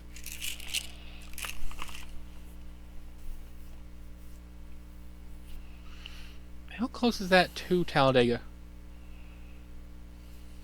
I was like an hour away from Talladega. We could spend the night in Birmingham, then go to Talladega the next day. Or go to Birmingham, go to Talladega, spend the night, watch the race, come back. How far is Atlanta from there? Because I feel like it's the same distance. I'd rather go to Atlanta. Oh, I've never been to Atlanta. I'd love to go. Atlanta. Really? Dude, Atlanta's awesome. I mean, I've been on the outside. It's an hour and 45 from Atlanta to Talladega. Okay. Would you want to go to Would you want to go to Atlanta and then hit Talladega? Hell yeah. Ooh. I've been on the outskirts of it. I've never been through downtown Atlanta. Or Atlanta, sorry. If we go to Lafayette on the northwest side of Atlanta, we could, with some reasonable effort, find FPS Rush's house. Really? Yeah, I know he lives there. So, and then Atlanta, I'm sure there's a lot of cool things to do. Like, do you want to go to the Coca-Cola Museum? No. You wouldn't go to the Coca-Cola Museum in Atlanta, World of Coca-Cola? No, it sounds so lame. They got the vault where they keep the recipe, Tommy Boy. Okay.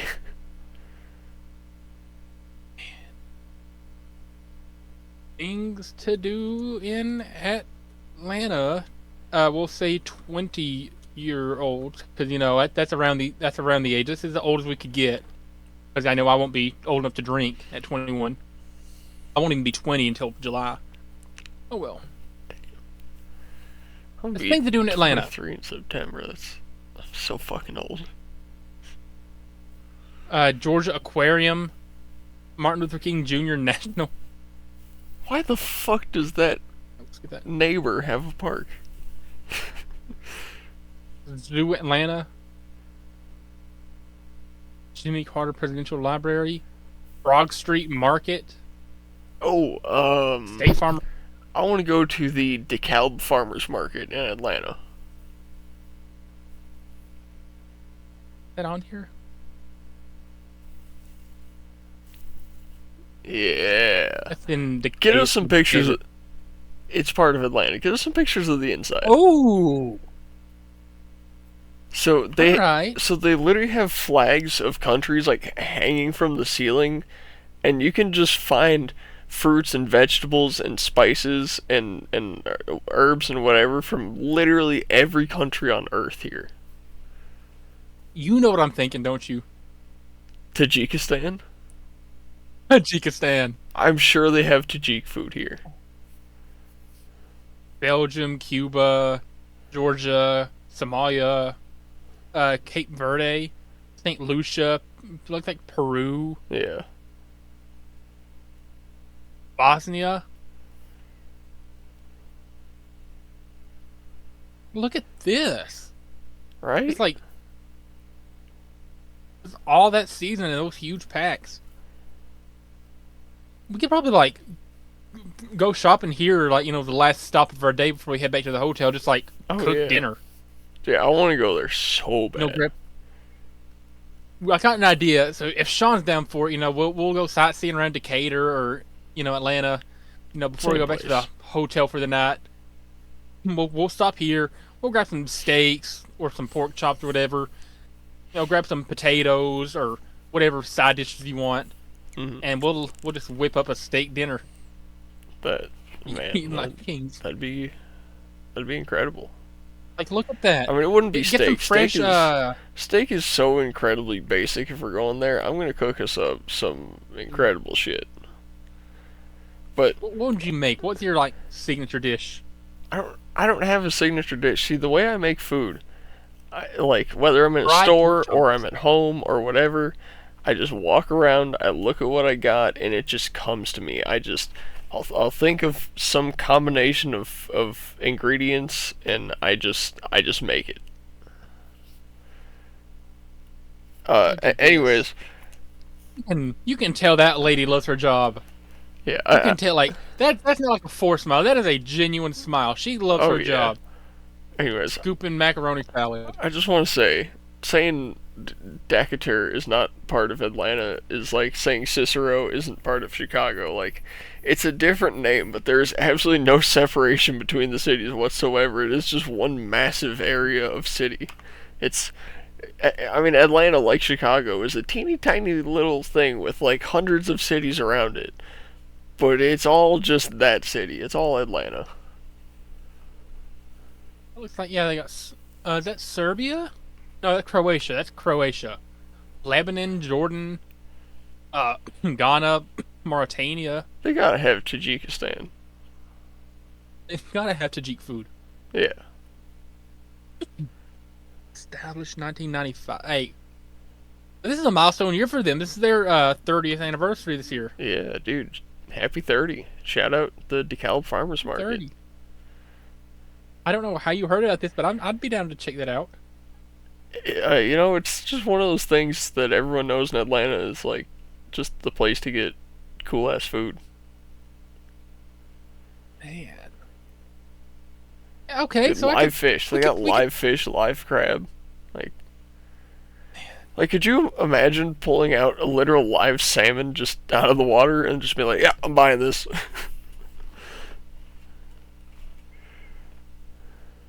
Strip clubs. Strip clubs. Strip clubs. No, we're getting ourselves a big Rhonda. Sean is a taken man. Yo, he's in an open relationship. Oh, he is? It's open for him to do what he wants. That's what he told me. Yeah, he can get a lap dance from a big Rhonda in Atlanta. Okay, do you want to get the Atlanta bucket list challenge? Let's knock all this out in like a day. We can try and You do wanna like go see half of the that. you wanna go see the CNN Center? Loki, yeah, I want to go to CNN just to be like, you guys are fucking retarded liberals, get out of here. I want to take. No, ooh, we need to act like we're radical Tajik nationals, and like we're protesting America not supporting Tajikistan Yeah, let's in bring the international affairs. flags and then we'll go outside Yes. of CNN and be like, we love Tajikistan, we love Tajikistan. And then they'll be like, what are these retards on about? And they'll come out to talk to us and be like, the United States isn't doing enough to support the great nation of Tajikistan and its 10.3 million citizens. With a new Department of Government Efficiency, we should take some of the money that we now have from USAID and LGBTQ Estonian army requirements and give it to Tajikistan. Booshkashi! I will sacrifice my life for Tajikistan. Yeah. No, we gotta get like real deal educated on Tajikistan, and then just make a list of like 100 reasons the U.S. should support Tajikistan and try to get on CNN with our Tajikistan flags outside their office. You want to make it a Tajikistan list, like reasons U.S. should support Tajikistan? Fuck yeah. Let me pull up a new Google Doc. Yeah, we're coming up with ideas on the air, people. We don't even have an itinerary or anything for this. Let's make this fancy. Make this fancy. Like What we're the gonna fuck? probably need to print. What? I was gonna say, I feel like Middle Eastern countries probably don't have that high a literacy rate, so we should help them learn how to read. Do you want to guess what the literacy rate is in Tajikistan? 85. 99.7. Oh. That's like everything but newborn babies.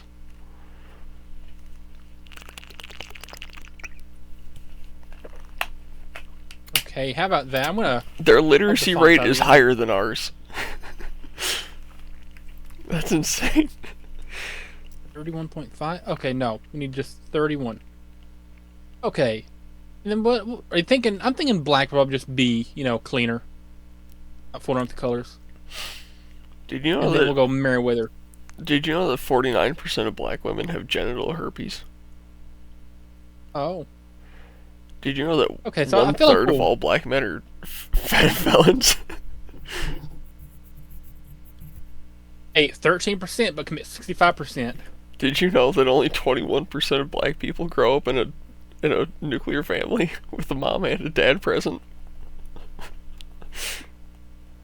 Did you know that 100% of black people will at some point own a pit bull with cropped ears in their life?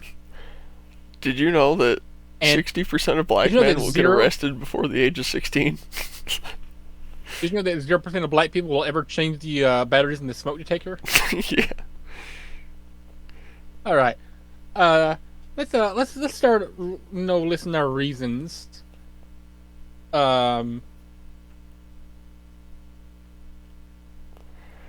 You ready, Tommy boy? So here's the thing. I'm looking into like things about Tajikistan. They're not struggling with that much. Like I'm trying to think of reasons that we genuinely need to help them. There's not that many. Like they're extremely healthy. Their healthcare system is extremely robust. They have one of the highest literacy rates in the entire world. Okay, so we can use that to our advantage. Yeah, Smart they're all very smart with people. a near You know what? perfect. I would go as far as to say when we're considering people for H-1B visas, the worker visas, we should look at Tajikistan far before we look at India. India's literacy rate is like half of Tajikistan's, maybe less. I don't know what it is, but it has to be bad. And they all stink, and they all do IT work or call centers, and they're not that smart, and they work for like $0, right? Like Indians with H-1Bs are ruining America's wages. What we should do is take Tajikistanis over here and pay them full American wages. Right. They have a lot of cool spices and foods that Americans what? Okay, I'm trying to keep this one line at a time. I'm trying to keep it short and to the point. They Lots have a of lot of cool cool foods and spices and spices. foods that look Nice. appetizing. Nah, we'll just say, yeah, we'll just say Yeah. they have a lot of.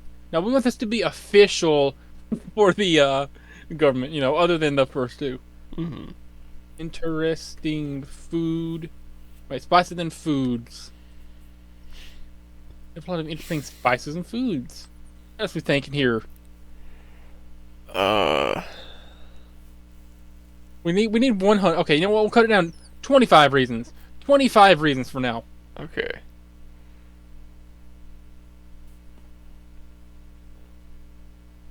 Um, I'm gonna look up problems in Tajikistan. they need saving from Russia. Seriously, we hate Russia.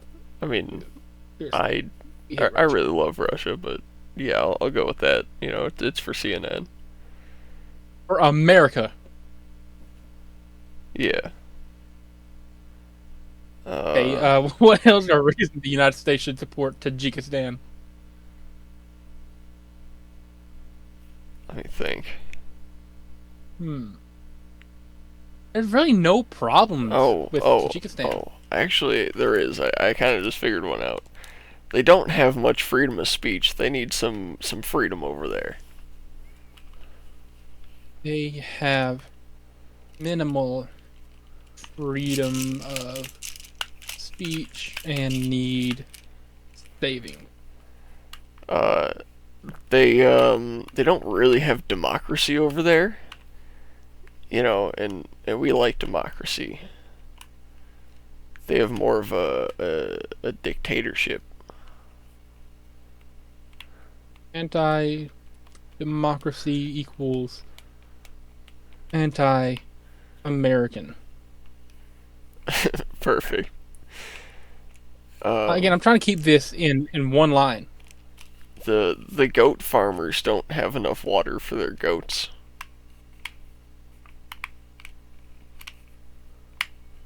Goat farm almighty. Goat farmers need more water for their goats. We should make it a democracy. Hmm. There we go.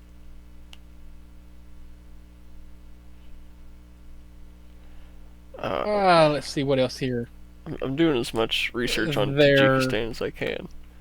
president is pretty ugly, and they need a better looking leader. You know, Man, I'll this is give you that. fun. If there's one thing the CIA is incredibly good at, it's putting leaders of their choice in foreign countries. Exactly. Also, they Their just in military has no nuclear weapons. fair point.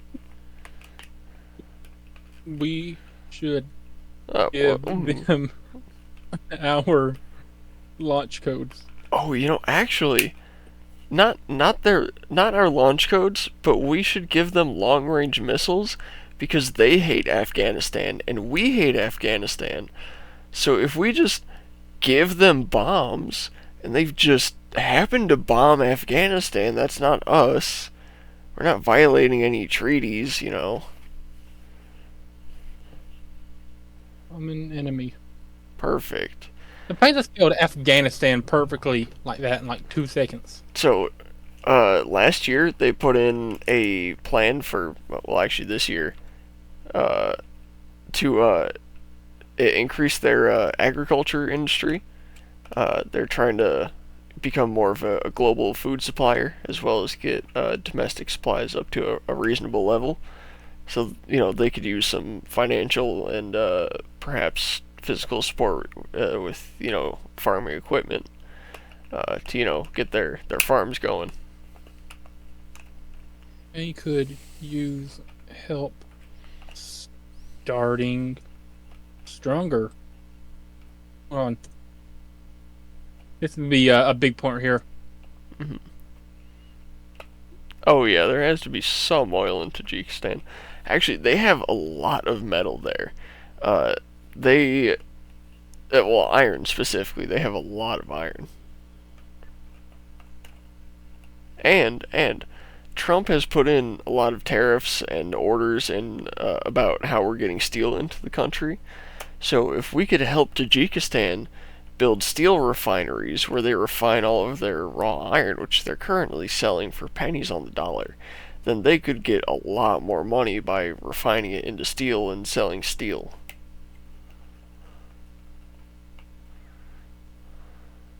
With a proper place to do so, they could make a lot of money on steel production. I Man, feel like number 12 is going to be the biggest one to convince the government. they also have large aluminum and cotton industries over there. Um, Oh, so they could, they could use some help continuing to grow those industries. help to grow those industries. Sure. See, Look at this. like, We're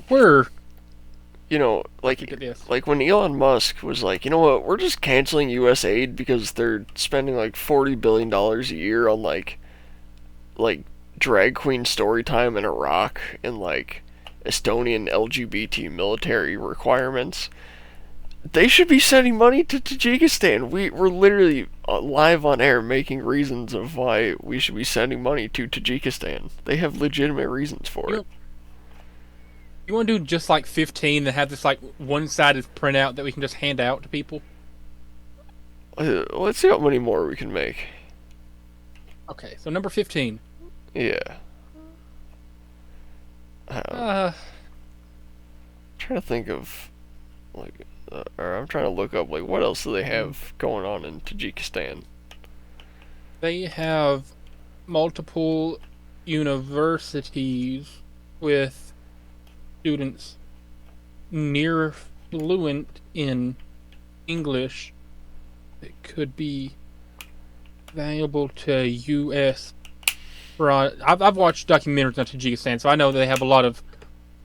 It's a very popular language to study for college students. Mm-hmm.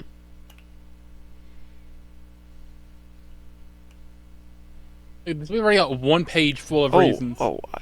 They have strains of tuberculosis that are local to the Middle East, which are multi-drug resistant, meaning it's very hard to cure. So they have frequent tuberculosis outbreaks there.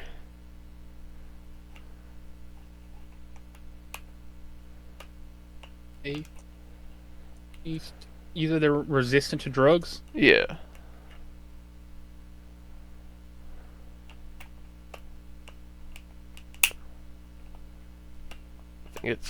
I think it's resistant. Wow. Yeah. Yeah, I'm typing fast.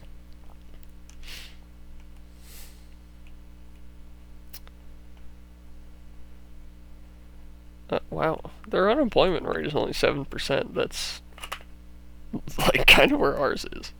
It's not bad. Okay, so they are hard workers with an Equal unemployment rate to the U.S.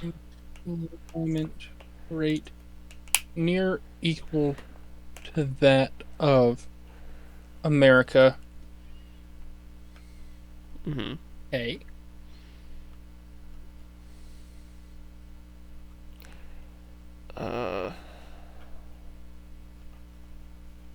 Making a killing off this. Yeah. Like, what else have they got in Tajikistan? They have a. They have neighbors that could be seen as threats Yeah. and may need Like defense. like So, Turkmenistan, Uzbekistan, Kyrgyzstan, Russia.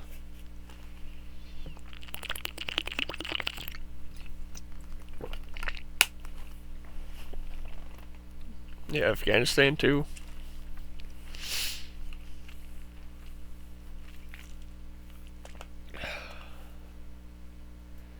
here we go. 19.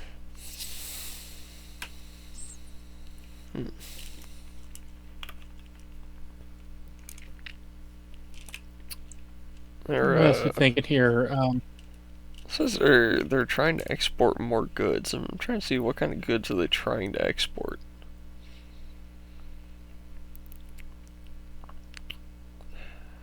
Well, we already got the food industry, the construction industry.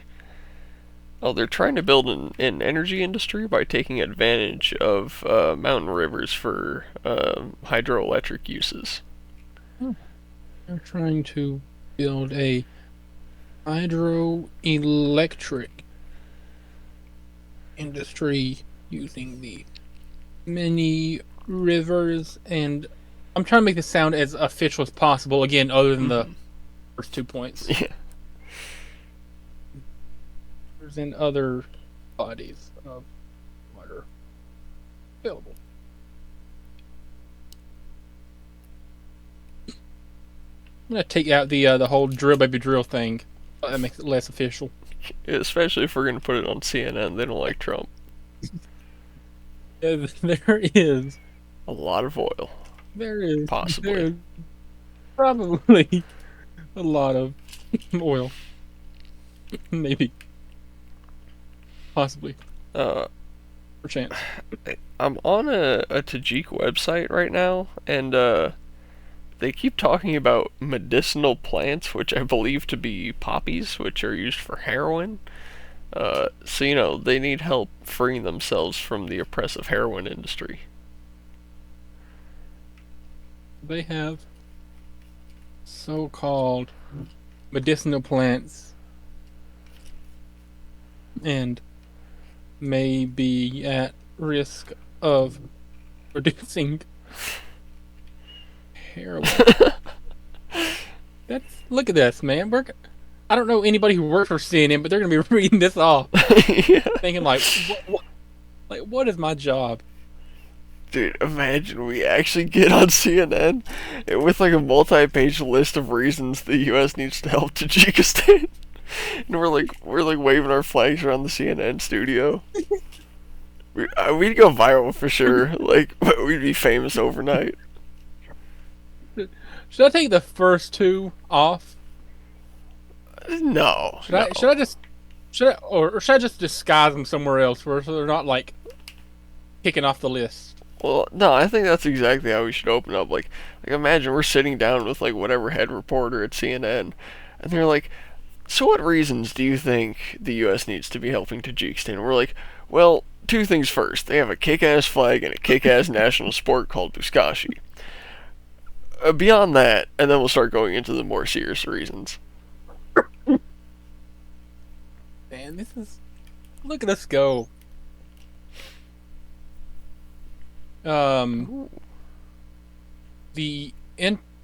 Gosh almighty, the entertainment industry is lacking and could use a jump start to produce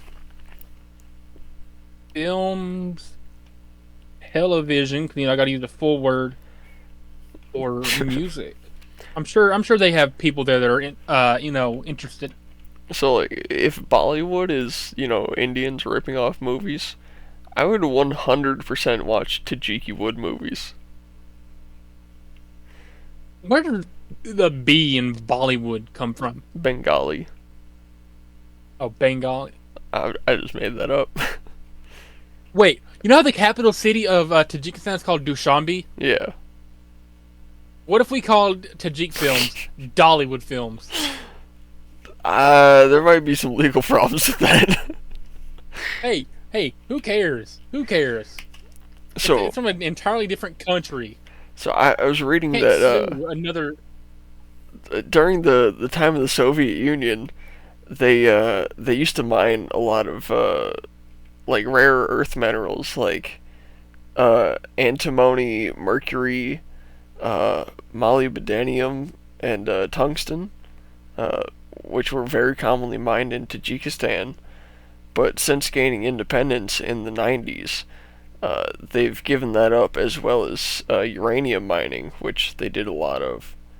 So, they got nuclear power, they got, nice metals and stuff, and they're not even mining them because the Soviets stopped making them mine them. But we could take them.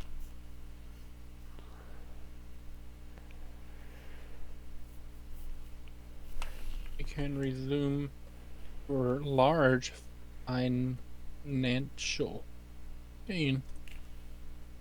I would just love to see like these soldiers, they're getting deployed, they're getting their assignments, and they're like, "Oh, I hope I get to go, help the Congo or Egypt or France or Canada."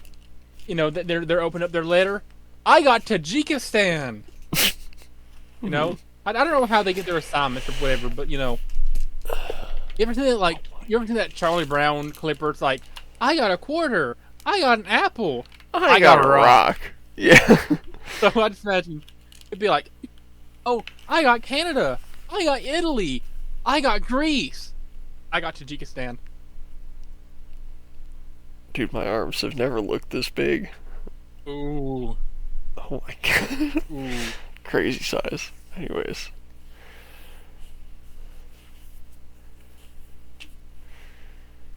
God, shout out to Tajikistan. Yeah, we love you, Tajikistan. Man. I'm trying to think of like serious, not joking answers because after the first stuff, we need to take this serious. They have beef with Azerbaijan. They have a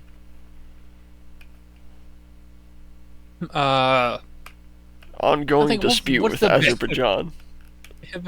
They have an ongoing dispute with Azerbaijan. I'm surprised you know how to spell that. That's just, I guess phonics, sound it out. Yeah. Okay. Man. So they have a population of 10.1 million, and their GDP is 12.1 billion, which means there's only 1.2 billion dollars per person in Tajikistan, and they need more money. It's a population of 10 million with a GDP, you said, of 12 billion. Yeah. That's let me do the math here. 12 hold on.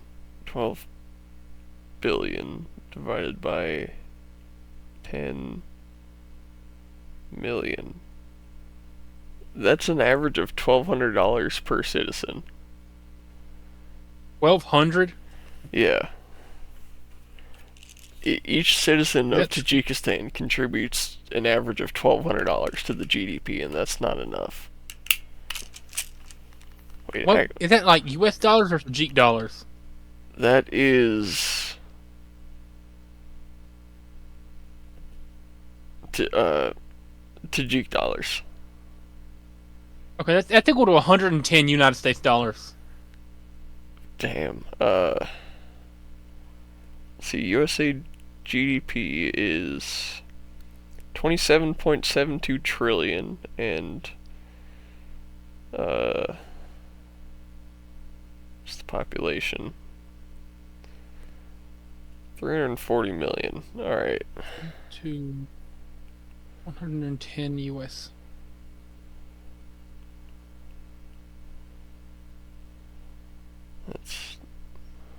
And now reason number 25. 100 million, 100 billion, trillion. Million. So what would the 25th and So final reason be on the 25 reasons? hold on. So the average U.S. citizen is worth $89,354 worth of the United States GDP. Okay, the average person in the U.S. is worth how much? $89,354. 354. That's a lot more than I thought it'd be. I thought it was gonna be like 20 grand. Um, reason 25, they just should.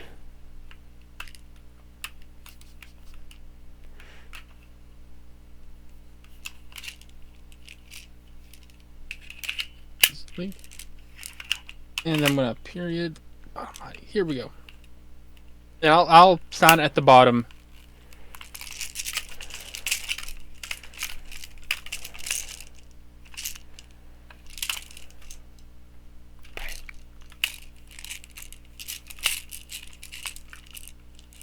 Hell yeah. There we go. And then shout out Tajikistan, AFC girl, chicken burger, Larry, Boat, Christy, Sean, Jalen, water, moo juice, Jamie Hayter. Shout out Jamie Hayter. Jamie Hayter,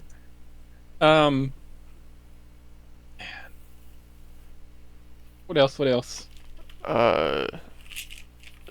Dr. Pepper. Okay, no, that's gonna take. Yeah,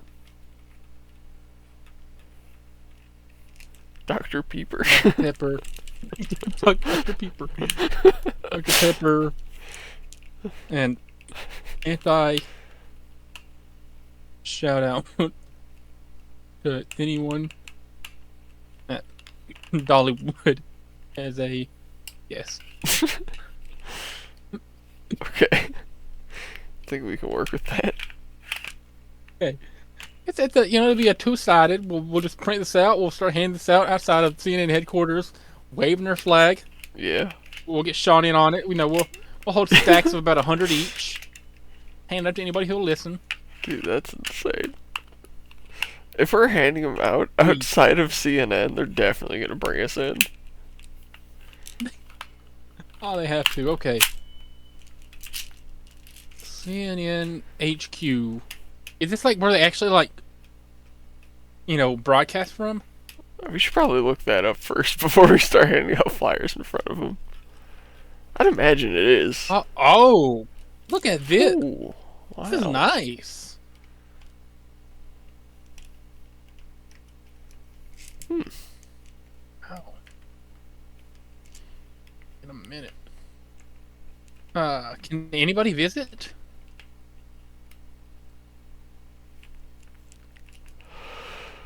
Oh, anybody can visit CNN Center.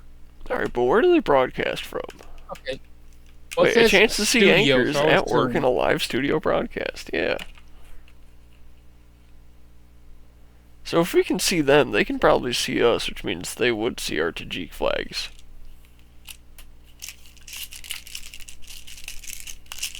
Uh, 50-minute guided walking tour lets you peek into the newsroom, control room, and much more.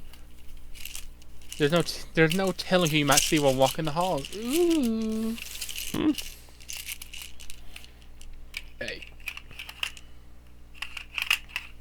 Now back to it. What is there to do in Atlanta for 3 19 to 22-year-olds? Man, while you're looking that up, I gotta say one of my biggest grievances with one of my favorite shows, The Sopranos. Why did no one ever teach Christopher how to shoot a gun? I don't know if you've seen Sopranos, but I've seen the entire show, and it seems like everyone in the show kind of gets the idea that when you fire a pistol, you either hold it like this, or if you want to hold it one hand or whatever, and when you shoot it, the recoil is like that, you know, it's pretty normal. Like the gun rocks back a little bit, you know, kind of like punches the back of your hand, you know, like bam, bam, bam, bam. Everyone gets that, except Christopher, Michael Imperioli, the guy who plays him. When he shoots, I've never seen anyone do a more retarded thing when they shoot. He goes like this. He's like, bang, bang, bang, bang, bang. He's like pushing the gun at him while he shoots, and it's like, are you trying to miss every single shot? I don't, like, how did no one on set go, hold on, Mike, are you retarded? Have you ever held a gun before? Because, like,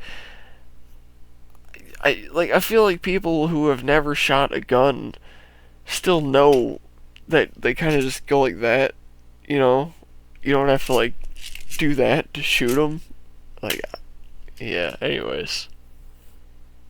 Trying to go bowling in Atlanta? I hate bowling.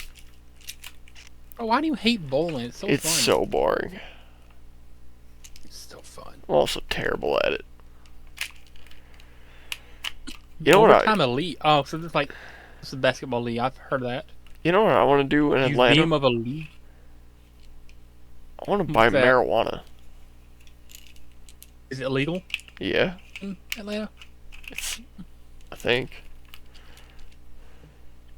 Would you want to go shopping in Atlanta? Yeah, of course. Hey, would you want to go to this Atlantic Station, which looks like a more like an outdoor thing? You know, that's what it kind of looks like. At least that's the impression I get. Or would you want to go to like the actual like mall? Definitely the mall. The Atlanta Mall is crazy. Look at this. Yeah. I'm trying to find the directory for it, but I can't. Dude, speaking of malls, dude, can we show them, what is it? Cherry Valley Mall? It's like 3 stories. It's pretty close to where I used to live. It's a crazy mall. Rockford. Yeah. Like, Okay, I thought about to dox myself there for a second. nah, dude, look at the inside of that place. It's massive. Wow. And you can't see it, but it goes back behind the picture like 100 feet and farther than you can see on the other side, like 200 feet. It is a massive mall, and it's 3 stories.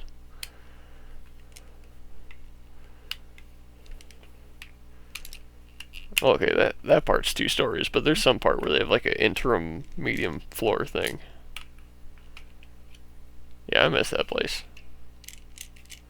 Anyways. Like what? Like how do you scheduled maintenance on the website for a mall in one of the biggest cities in America?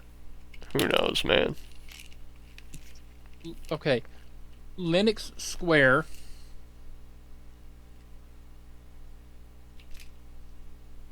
Dude, I can't wait to buy a Colt Laundry. single action for real. Wow, Simon, you're not cool, Simon. Oh, Simon owns Okay. Gurney Mills, another mall that was by my house. A list of Anchor stores. I don't know why I care about the Anchor. I just want to know the stores. Come on.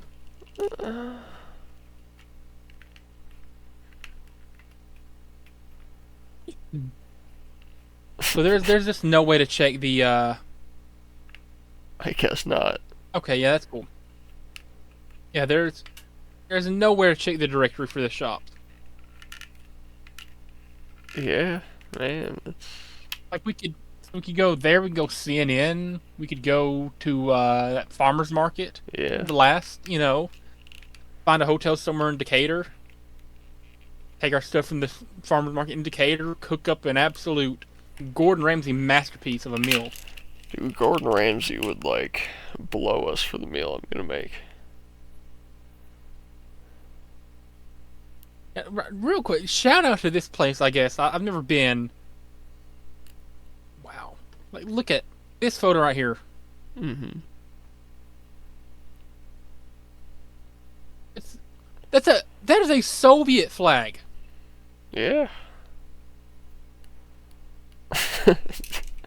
Crazy. You got Soviet food In Atlanta. Goddamn communists. Taking over my Okay, so land you and trying to make farmers markets. you trying to plan the Talladega trip then? Yeah. I feel like you're better at planning trips than I am, as we revealed a couple episodes ago. Yeah, considerably. So if you want to, look at the, how many days we stay down there, either 2 or 3 days Hmm. total for the trip. Talladega, whatever tickets you want to get for that. If you want to sit in the grandstand or the pit, uh, food, hotel, farmers market, whatever. Yeah. And then, if you want to do anything in Atlanta, county in Atlanta, whatever going there. Yeah, unfortunately, I don't happen to know any black people in Atlanta, so it's not like we can get up Mm. to any crimes while we're there, but perhaps in Oh, it won't be hard Talladega. to find them. It won't be Oh hard no, to we're find them, I gonna be bet. surrounded by them, but I'm not friends with any Yeah. of them, so that's the problem. Would we be going to downtown Atlanta at all, or would we just be like the outskirts of it? Uh, I mean the dangerous parts of Atlanta is like the far south, like south parts, and like yeah. Mhm. I don't know. We'll be in the nice parts of Atlanta. We're not gonna get shot. We should take a stadium tour of a Mercedes-Benz Stadium. You ever seen Mercedes-Benz Stadium? No. Let me. I'm about to show you the coolest looking stadium in the world. Okay. Mercedes-Benz Stadium. I'm pretty sure you can sign up to take tours of it. Look at this. It's like right Wow. right outside of downtown.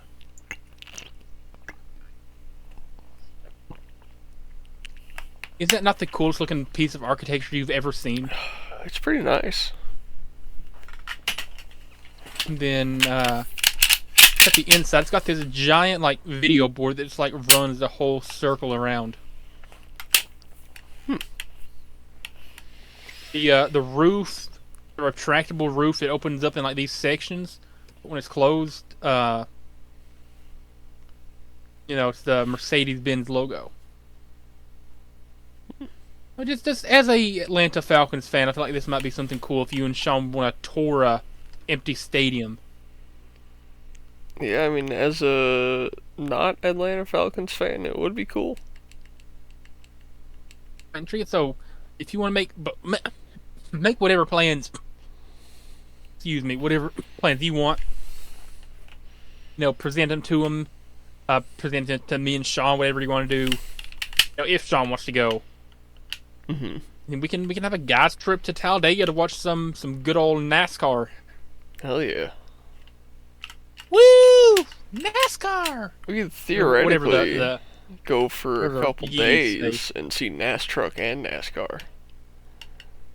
If you want to, I I would rather watch NAS truck and then hang out in the pits for NASCAR. be fun. Could be fun. Yeah.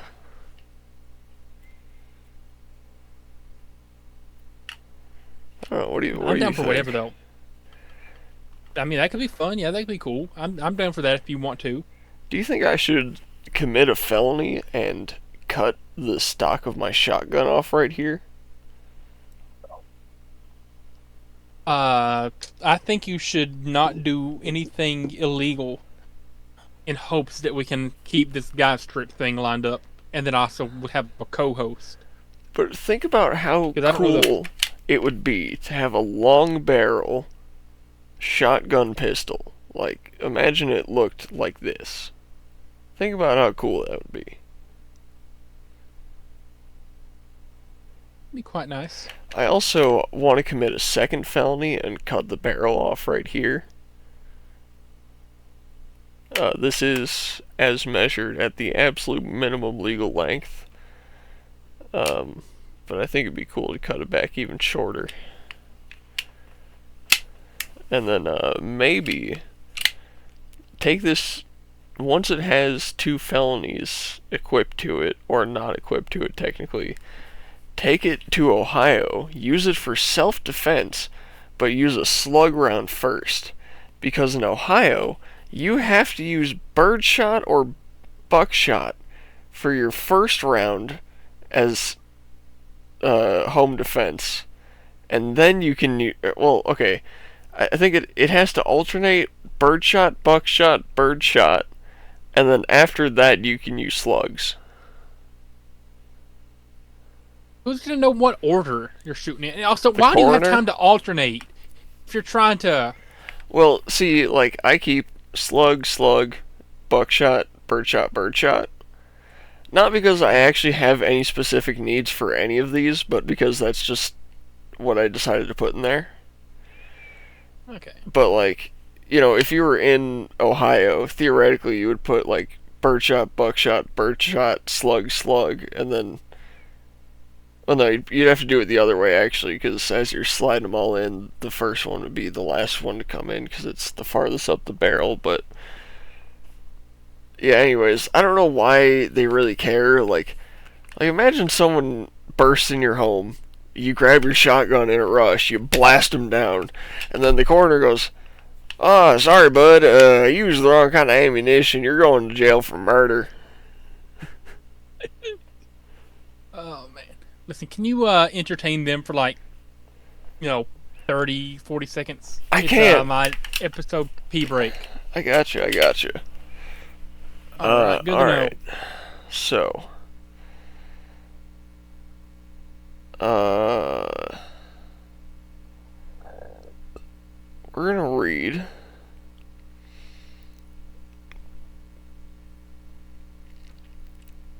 something from the Bible.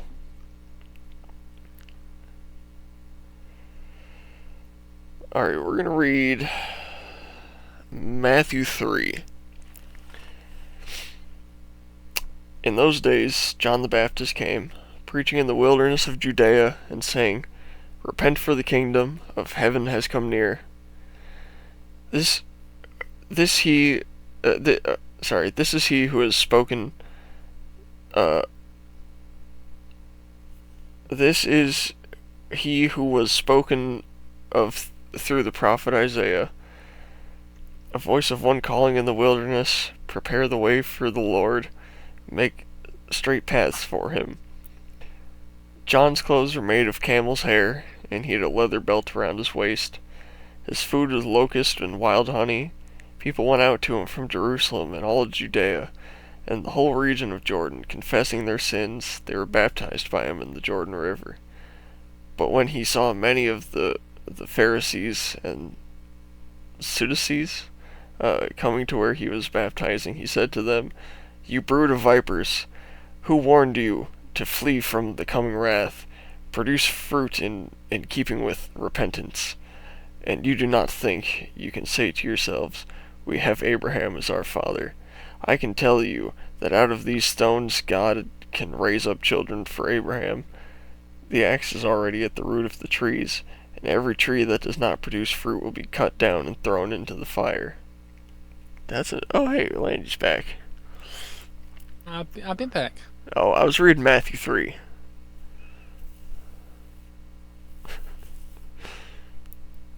Yeah. Right. Anyways. You want me to drop the link to the Talladega website for the tickets in case you do want to look at those? No, I can spell Talladega. I mean, like the actual website to find what I was looking at. Yeah, if you want to. I mean, where it's already going to be on the Garage Experience is what I'm getting at. Okay. Instead of having click through 18 different menus to get to the same exact page. Alright, Starting at 129. You can just use for your your math. Yeah.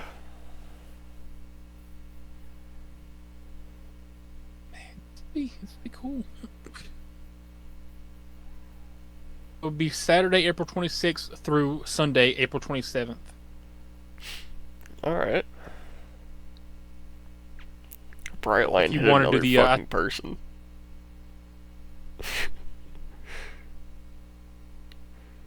Jack Links 500 Saturday.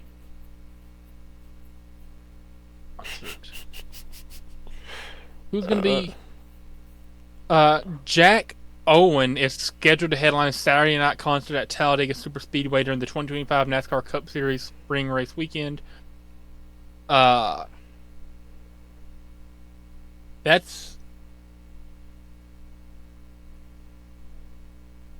that was 2024 apparently. That was 2024. Jamie Hayter just posted this on her story. If something that mild can make her story, I think a leather jacket, a Haterade branded leather jacket would not only make her story, but probably make her outfit. I would love to see you break that out on her story. Or see her break that out on her story, I should say. Mm-hmm.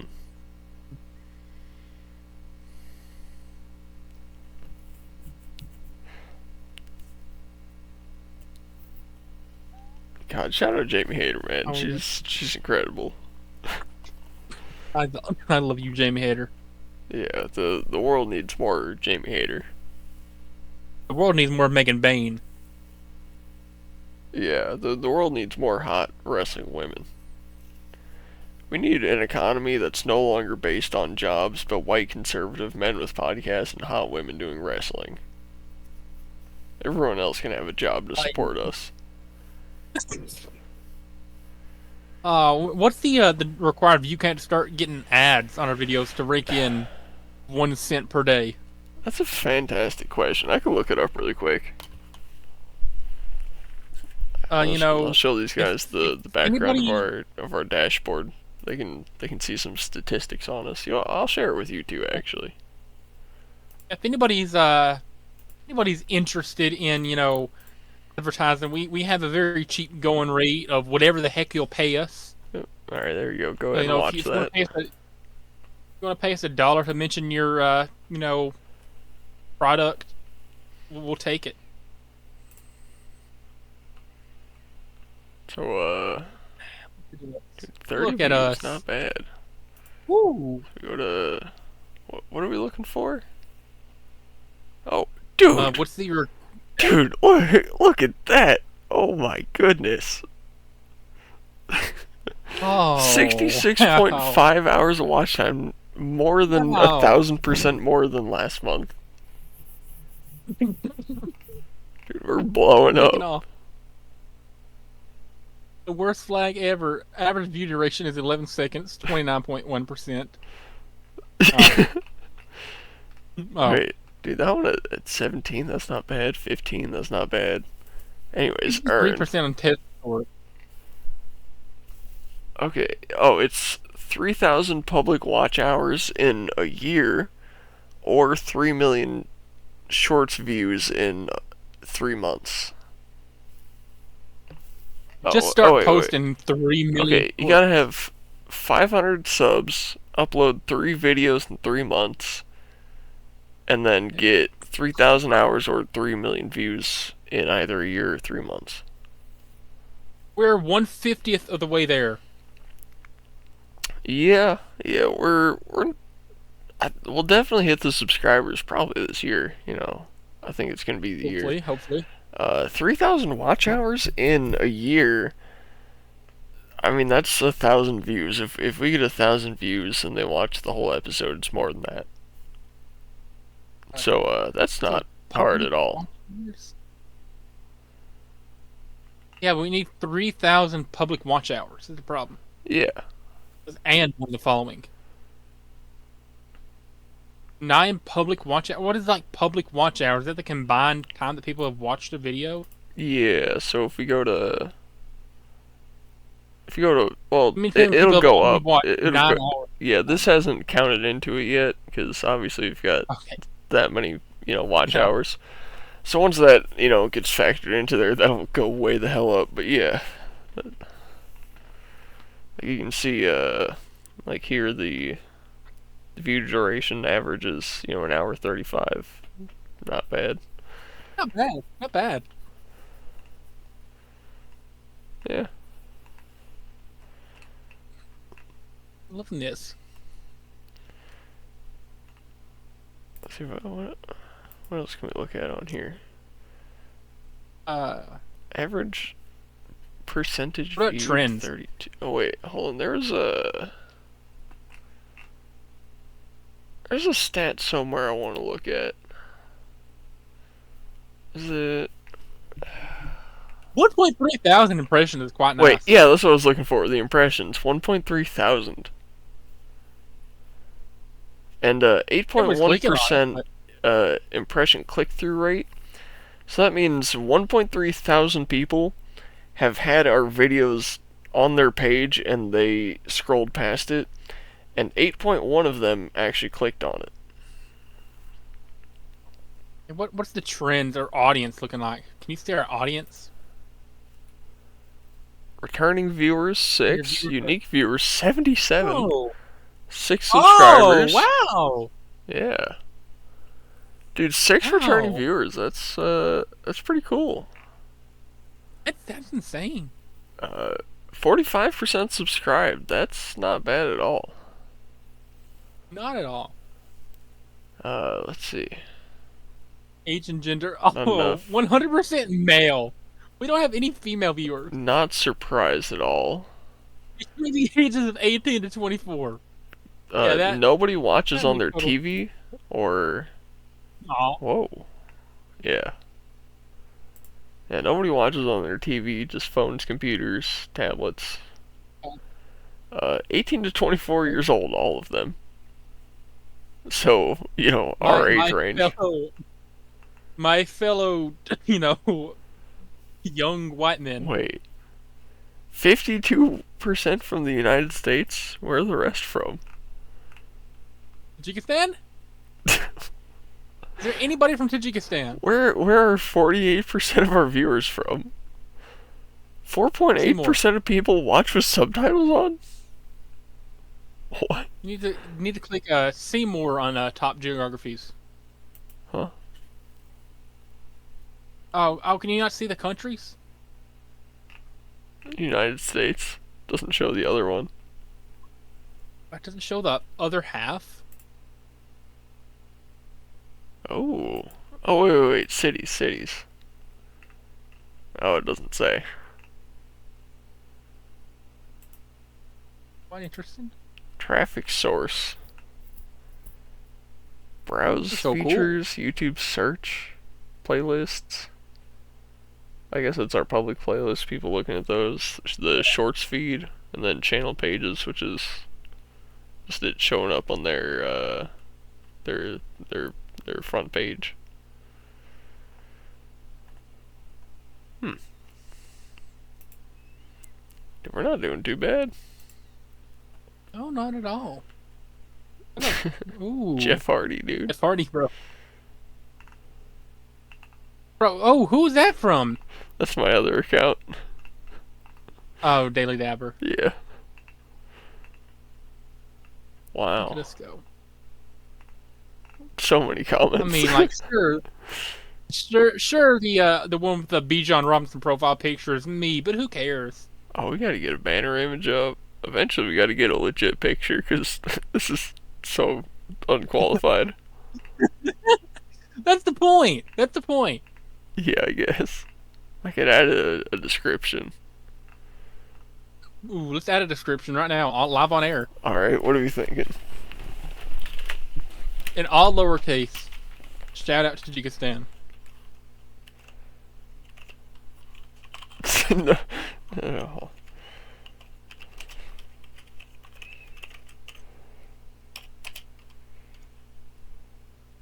Okay. And then go down. Oh, okay, never mind.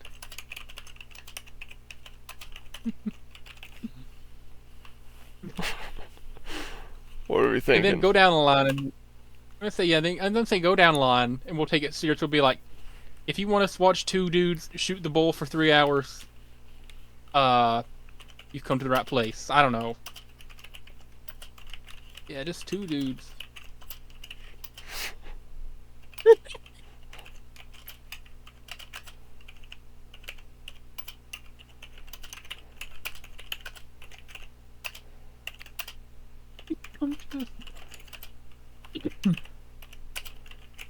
Come chew the fat or rub your sack.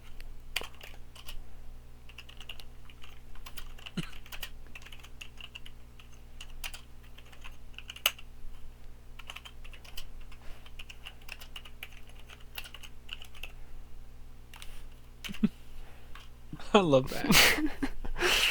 We could leave that until we get bigger and need something more official Okay. for advertisement stuff. That's that's quite a description. You need that in. We love Jamie Hayter too. Oh yeah.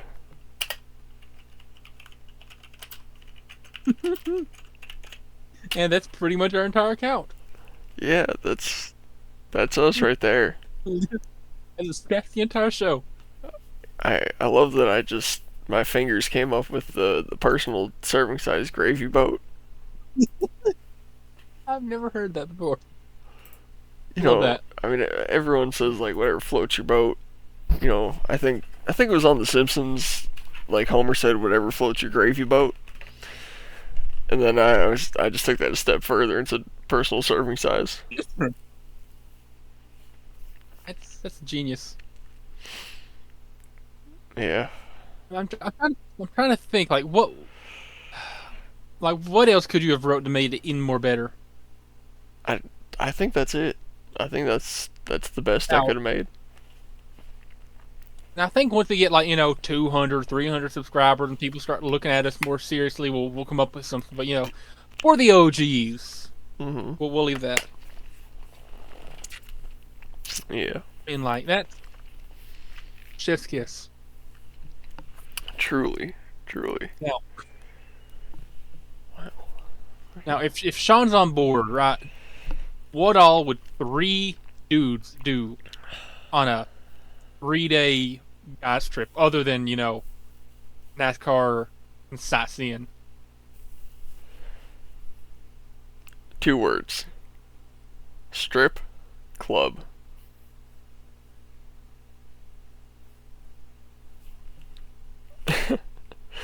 Just saying. If Sean's down, we'll ask him. You're saying you don't want to see a bunch of hot naked women. If Sean's down, we'll ask Sean. If Sean's not down, we can leave him at the hotel and go to a strip club. You know what? We're getting Sean on here. We keep forgetting to ask Sean. He's having sex, man. Yeah, more than likely. Yeah, that man has a magical wiener. He can't keep it out of places.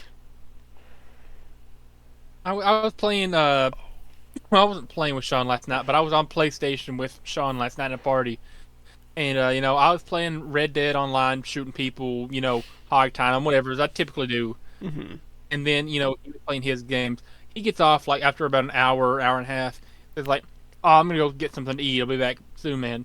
He never comes back. So I'm sitting in there at the party alone for like 2 hours, just saying like, man, he must be slaughtering the cow or chicken or something raw and cooking it. Mm-hmm. That's what he was thinking himself. Like he must be cooking up the greatest meal of all time. He just never came back though. But yeah, we love Sean. Speaking of magic wieners, Magic Johnson. I want to change what the first conspiracy theory episode is going to be about. It was going to be about 9/11, but that's going to take me way too much time to flesh out. I'm not going to be able to get it done in a reasonable amount of time. Sometime in the next few episodes, I will 100% have a conspiracy theory written out for how Anthony Fauci plotted to kill Magic Johnson. Okay. I've not heard that one. Yeah.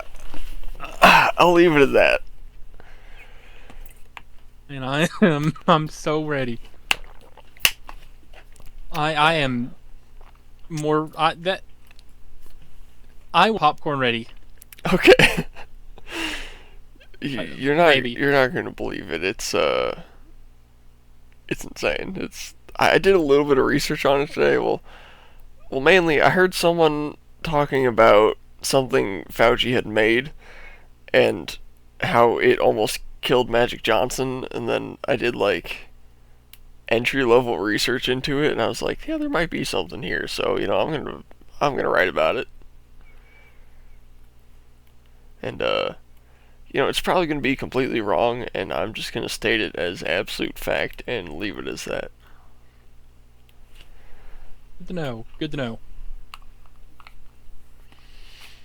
Now, what other conspiracies are you planning for the future? Do you have any others planned, or are you just going to be off rip doing the Magic Johnson? Oh yeah, I wrote down a list of conspiracies I want to do for the show. I feel like that could last us, a while. One about Rick Ross, not the artist, the tennis player turned coke dealer who couldn't read, went to prison, learned to read, and beat his own case. Obviously, Fauci trying to kill Magic Johnson with, I just realized I can't say what the thing he used to try and kill Magic Johnson was, the name of the thing, because I said that word in episode 13 and that got it taken down. I'll figure out a way around that. I'll make a pseudonym word for it. What does it start with? V. And what's it end with? E. All right, unqualified listeners. It's I'm assuming it's a 7-letter word. Something like that. Okay, do your we're unqualified listeners, think about it. What's a 7-letter word that starts with a V and ends with an E that Dr. Ouchie Boo Boo is associated with? Dr. Fauci, bring me in. Yeah. Yeah. Oh my god, that is the worst video ever created. I could not believe when they actually put that on the air. I was watching it live and I went, no fucking way. You watched it live? Yeah. Is it like on the news or something? Yes, it was. He literally did that like live on the air, and then Fauci was like, yes, what a wonderful video. Thank you so much. Anyways, make sure to get in line.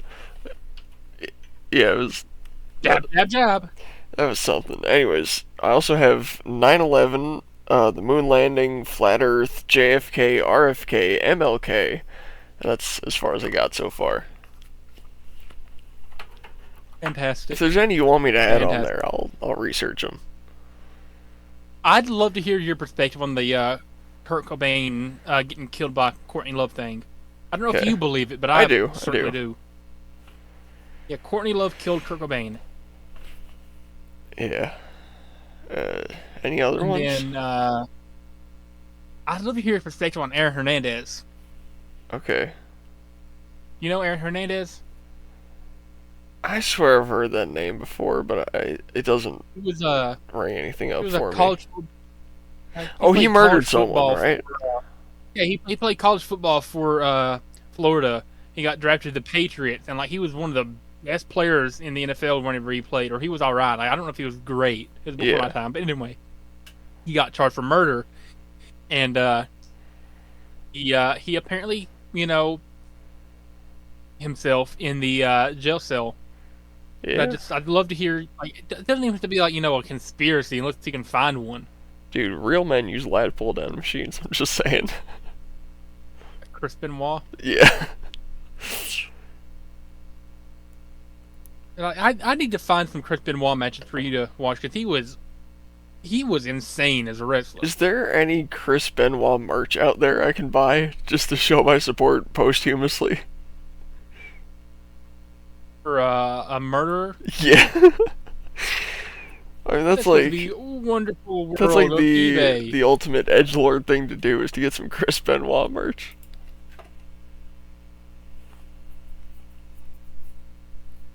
$1,500 ring canvas signed by Chris Benoit, Jeff Hardy, Kane.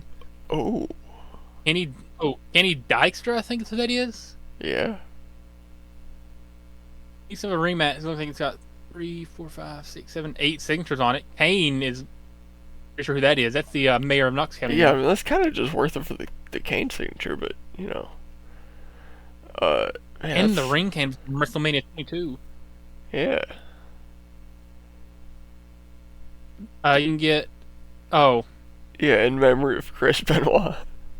If that was like it's a medium. $27.8 instead of 278, I'd buy it just to hang it up behind me. Like, could you imagine I'm sitting right That here is and you just got in memory of Chris Benoit right behind me? $995. Who's buying a shirt that's signed to Brandon? I mean, if your name's Brandon, Let's go, Brandon. Would you buy a Chris Benoit action figure? nah, I don't know. I'd rather have like a T-shirt or like a card. What about an autographed 12 by 10 that also features a picture of Ric Flair? Honestly, it's kind of worth it just for the picture of Ric Flair. It's $7, 11 bids. Autographed. By Chris Benoit, not by Yeah, Ric Flair, but just I autographed know. by Chris Yeah. Benoit. What about a Chris Benoit card? Oh, $2? Hell yeah. Free delivery? Oh, copy link. Dude, yeah, I'll drop $2 on a Chris Benoit card. Struggle is optional, pain is inevitable. That is Oh. $100. Tough message. Yeah. $5,798.96. 57 wrestling autographs. Damn.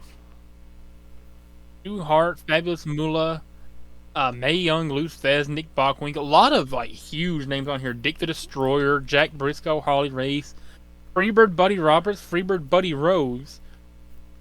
Killer Ray the Hammer Kowalski? Valentine. No, wait. Oh, Jimmy Valiant, Ernie Ladd, Pat Patterson, Gary Hart. Bobby Heenan. Wait. Bobby Heenan was mentioned in that. Yo. Bobby the Brain Heenan. That's insane. Signed belt for $1,295. It's pretty cool. Another card for $8. It's got him choking somebody out.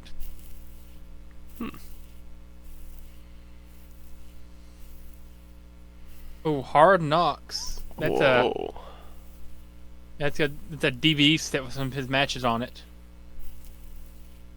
That's from 2004. That's before he kind of snapped and committed crimes. That's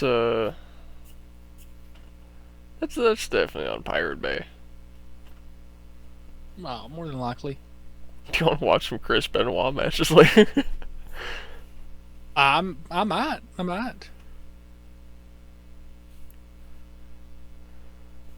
Here's a signed photo of the tickets covering up him holding the belt. What?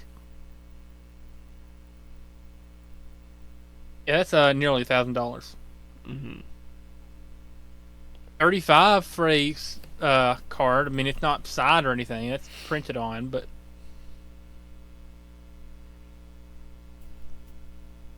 I feel like that $2 one is the best you're gonna find for Chris Benoit. Oh yeah. Wait, it's $2 with free shipping or a local pickup from Johnson City, Tennessee. Dude, that's like 45 minutes away. Well, no, actually, it's maybe an hour. Would you drive an hour to pick up a card? No, I'll just wait 2 days for it to get delivered. Yeah, but it's Chris Benoit. Yeah. Ooh, this Chris Benoit and Chris Jericho patch. It's got like, parts of their gear. I'm assuming is what it is. It's pretty cool. $100. Man, Chris Jericho. He works for AEW now, but he is like one of the biggest names of all time. Yeah. You know the Money in the Bank match that we talk about all the time? Mm-hmm. Chris Jericho invented Money in the Bank. It was his idea. Wow. He never won it, but he came up with it.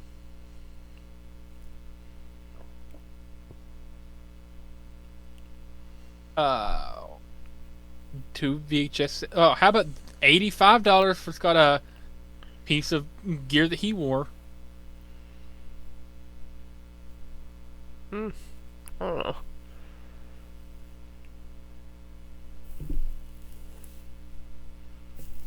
It's so weird going through seeing Chris I Benoit bought stuff. that card. Oh, you did? Yeah. I mean, dude, $2 for a Chris. It's worth it. West Side Gun Chris Benoit, $631.60 Damn. plus $109.04 shipping estimate from United Kingdom. Such a weird album cover. What am I gonna do with all my wrestling cards? Dude, imagine if we get to an AEW show with Jamie Hayter. She's signing all my cards, and I accidentally leave the Chris Benoit one in the bottom. Card sleeves page. What you do is you get these. A binder full of them. Should I buy every single Jamie Hayter card for sale on the internet, single-handedly shorting the price of them up to like thousands of dollars, and then just like slowly drip feed them back into the market, getting rich off them? Oh, if this was cheaper. Wow. I mean, it's time for our, weekly look at Jamie Hayter cards on eBay. Yeah. How about this one for $2 free delivery? Do you have this one yet? I do, yeah. Oh, you actually have this one? I have that exact card, yeah. Oh. How about this one with blue? I also have that exact card. You have a $115 signed card? No, but I don't want to spend that much money on it. $275 for a custom card, but it's still, Jamie Hayter. Yeah. You wanted that one? Not for $350. I mean, that's a pretty cool card, though.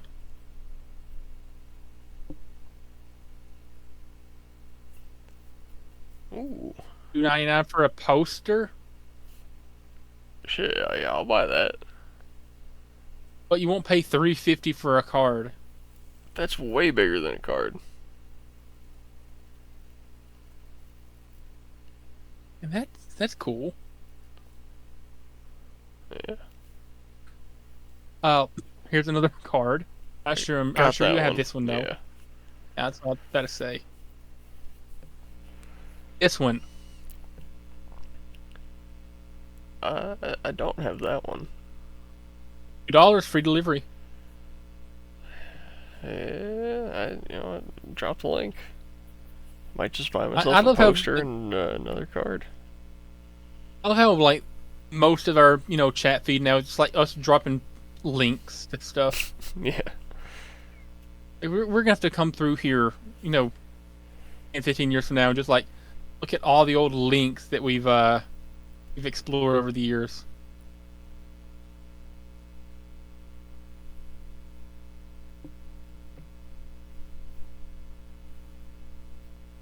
Here's another. I got that one.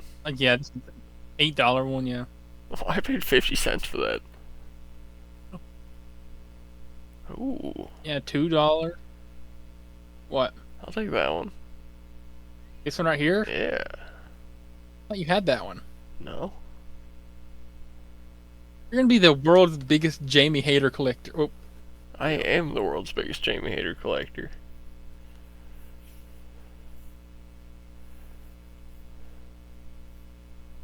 $20 for this one. I got that one. Oh. $10 for this one. You already sent me the link to that one. For this one? Yeah. With the gold on the background? Oh, well, it's like silver, but same pose. No. Oh, here's a car. Okay, so it might be a car. This one's cheaper right here. Okay.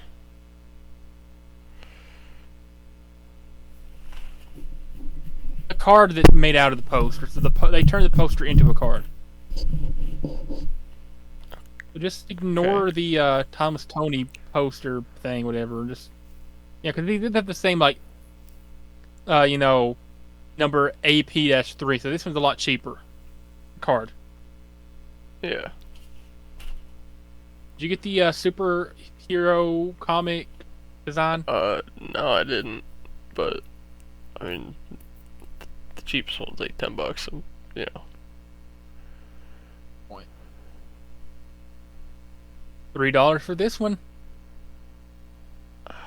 Do I have that one? That's a great question. I don't think I do actually.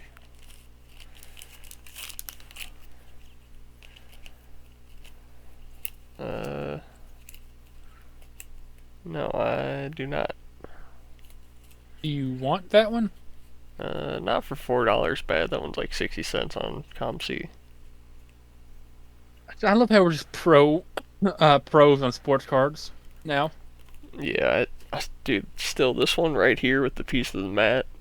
It's like, come on, man. Yeah. Also, You like felt with the mat feels like it. yeah, it's pretty nice. Also, I would say either this card or this card is her absolute most adorable look. Probably this one though. Just that I think you slightly like shocked the redhead faces. more. Hmm? You like everything redhead look more. Oh, I'm saying like out of the cards I got, because she doesn't have any redhead cards. She needs some redhead cards though. 150 with $1 delivery.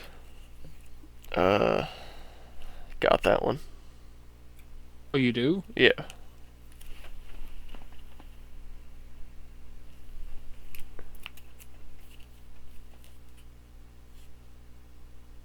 Oh man. Yeah, we're starting to get down to this like this one you have, right? Yeah. Yeah, we're getting down to like all the repeats. You might own like every like card of Jamie Hayter under $10. I honestly will try to get every model of Jamie Hayter trading card. You have this one right here, this wavy design. I do not actually. 421 with 281 delivery from Canada. I'll check ComC. It's probably cheaper. All right, if you need the name, I'd say check something like that. Okay. Dude, shout out Jamie Hayter. We gotta be the biggest Jamie Hayter fans in the world. We most definitely are. I mean, I certainly don't know anyone else that loves Jamie Hayter as much as us. There ain't no one. Probably never will be. And even before you came along, I don't think there was. Yeah. Ooh. What? I'm just looking at Jamie Hayter cards. Gotcha. Yeah. God, I love Jamie Hayter. Oh, that squiggly one right there, it's 82 cents. Oh. How about that? Add to cart. Just like that? Yep.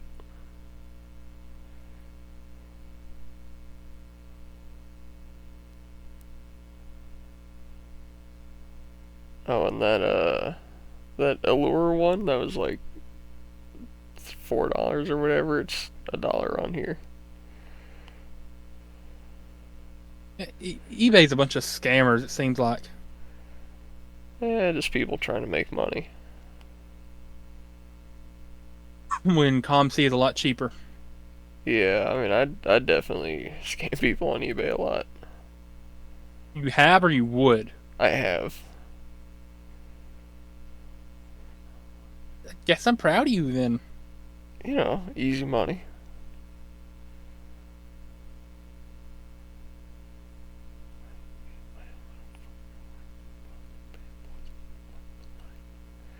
So you said you have that one.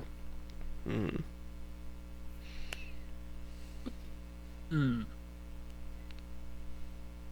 I don't like.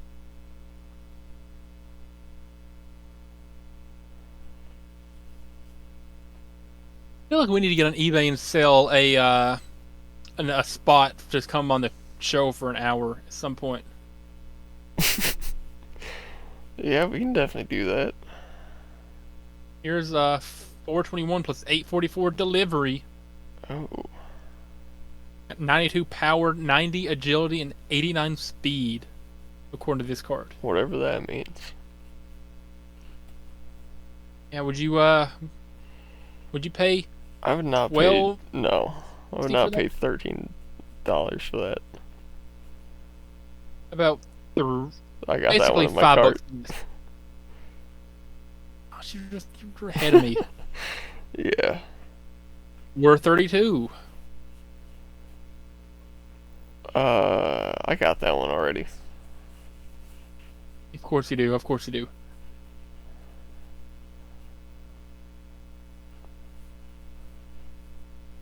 Are you still looking at Comsey? I already looked through everything they got.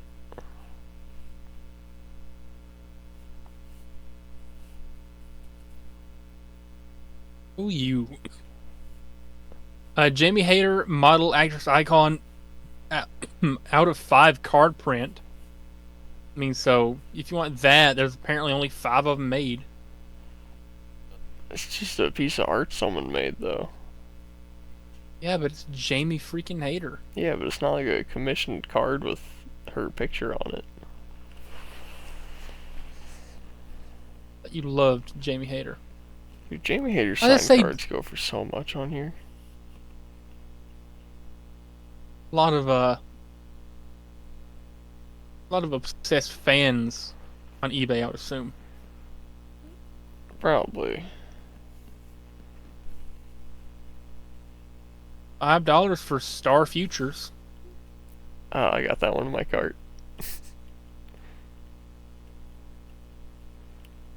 I got like 8 cards in here. Wow.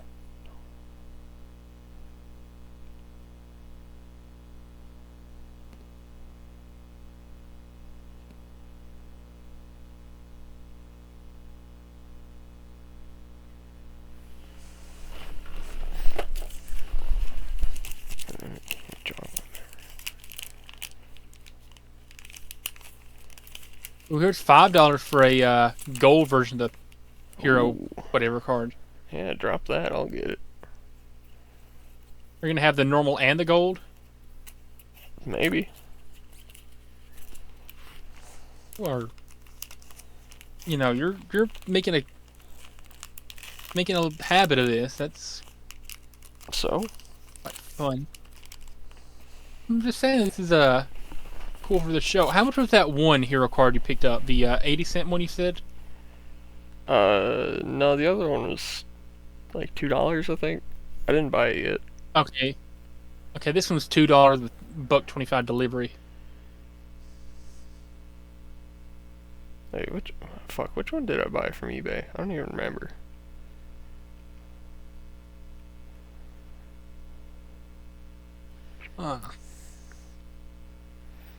Oh no, I bought the Chris Benoit card.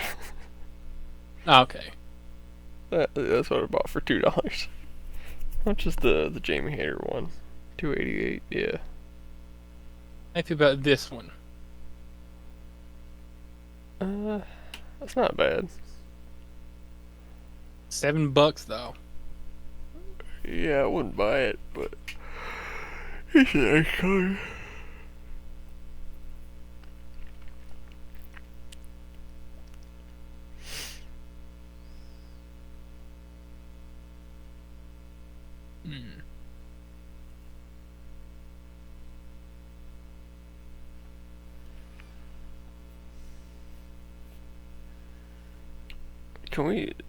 Can we see if there's any Jermaine Dupri cards? Me who? Jermaine Dupri? Jermaine Dupri? I think that's how you spell it.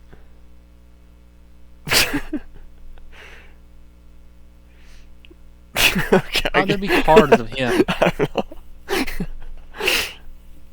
You want $450 for an Afro Man? I didn't think they made that. That's cool as hell.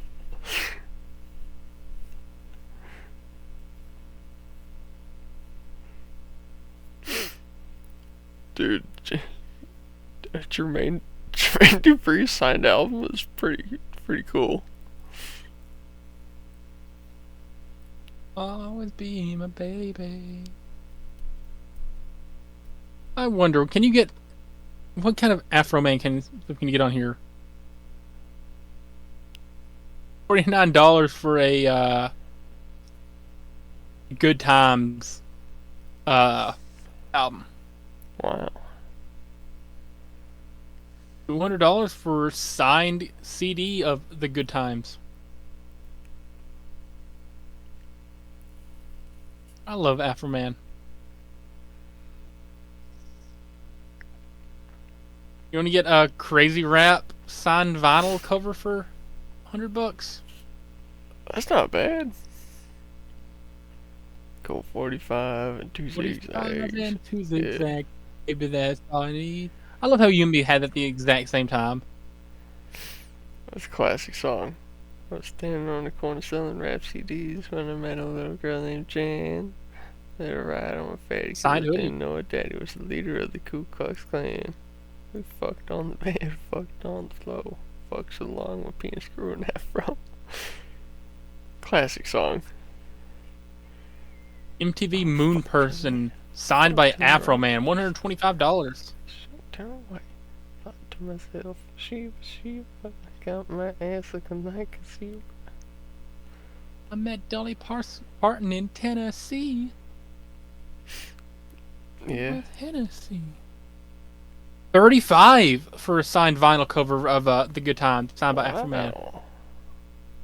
That does not look like his like a signature at all. No, it's probably not him, but Because you come back up here and it's actually a signature. Mm-hmm. This just somebody just wrote Afro Man. Yes.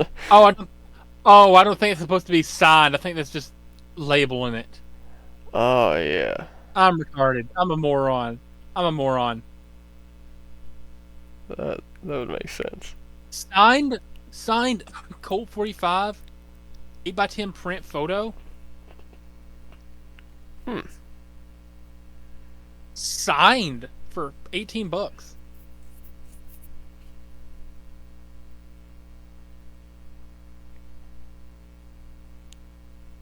That's pretty cool. That is pretty cool. I'm trying to think. What kind of random celebrities? See if there's any. I want to see if there's any signed memorabilia from the Lemon Drops. The Lemon Drops? I don't remember if I told the story on this podcast of when I got an Uber ride to the airport from the lead singer of the Lemon Drops.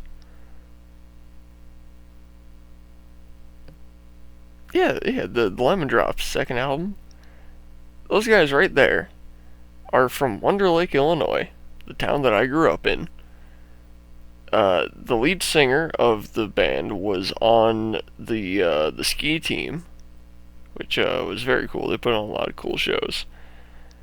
And yeah, he started the Lemon Drops out of Wonder Lake, Illinois. They did a few shows there, didn't get very big, but when they started putting out records, they got pretty big in the UK. So they started doing a lot of tours around there, and that's where they got most of their money. And then when he retired, he actually stuck around the McHenry area and drives Uber. Wow. And he has all sorts of memorabilia. Like, I was driving, this guy's like looking completely away from the road, like digging through his glove box, digging through his center compartment. He's like bringing out photographs and signatures and albums and stuff. He's like handing them. He's like, "Look, this is me here. This is me here." I'm like, that's so cool, man.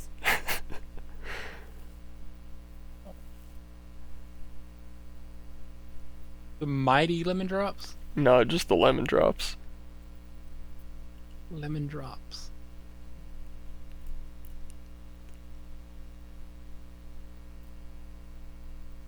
Almost I was doing some reading on Queen's Game, but every time I go to Wikipedia, that's what it's stuck on. Lemon Drops. from Chicago, Illinois, that formed in 1966. Yeah. Produced one single in their heyday that achieved regional success. Danny Smola. Yeah, that was him. Oh. Gary Weiss, Eddie Weiss, Jeff Brand, George Sorensen, Rick Erickson, and Bobby Lunek. Yeah. Oh, wow. Yeah, that guy is from the Second same album. town as me. It's incredible. Phenomenal. Yeah. How long have you been recording for, Tommy Boy? Oh, more than long enough. So you think it's time to let our listeners know? Would you like to let them know, Landon? I'm still working on I'd like buying to some say Jamie Hayter cards. I guess I'll wrap things up by saying shout out Boat, shout out Larry, shout out Christy, shout out Tajikistan, shout out KFC Australian Girl. Hit me up if you're over 18. Mm-hmm. And shout out Sean, shout out Jalen. You got any you want to run through before I wrap it up? Yeah, shout out Jamie Hayter. Shout out Jimmy Hater. But that being said, remember to use your signal. Tip your waiter unless they suck. Also remember, it was never specified that Humpty Dumpty was an egg. I don't know why we pretend he was. Truer words have never been spoken.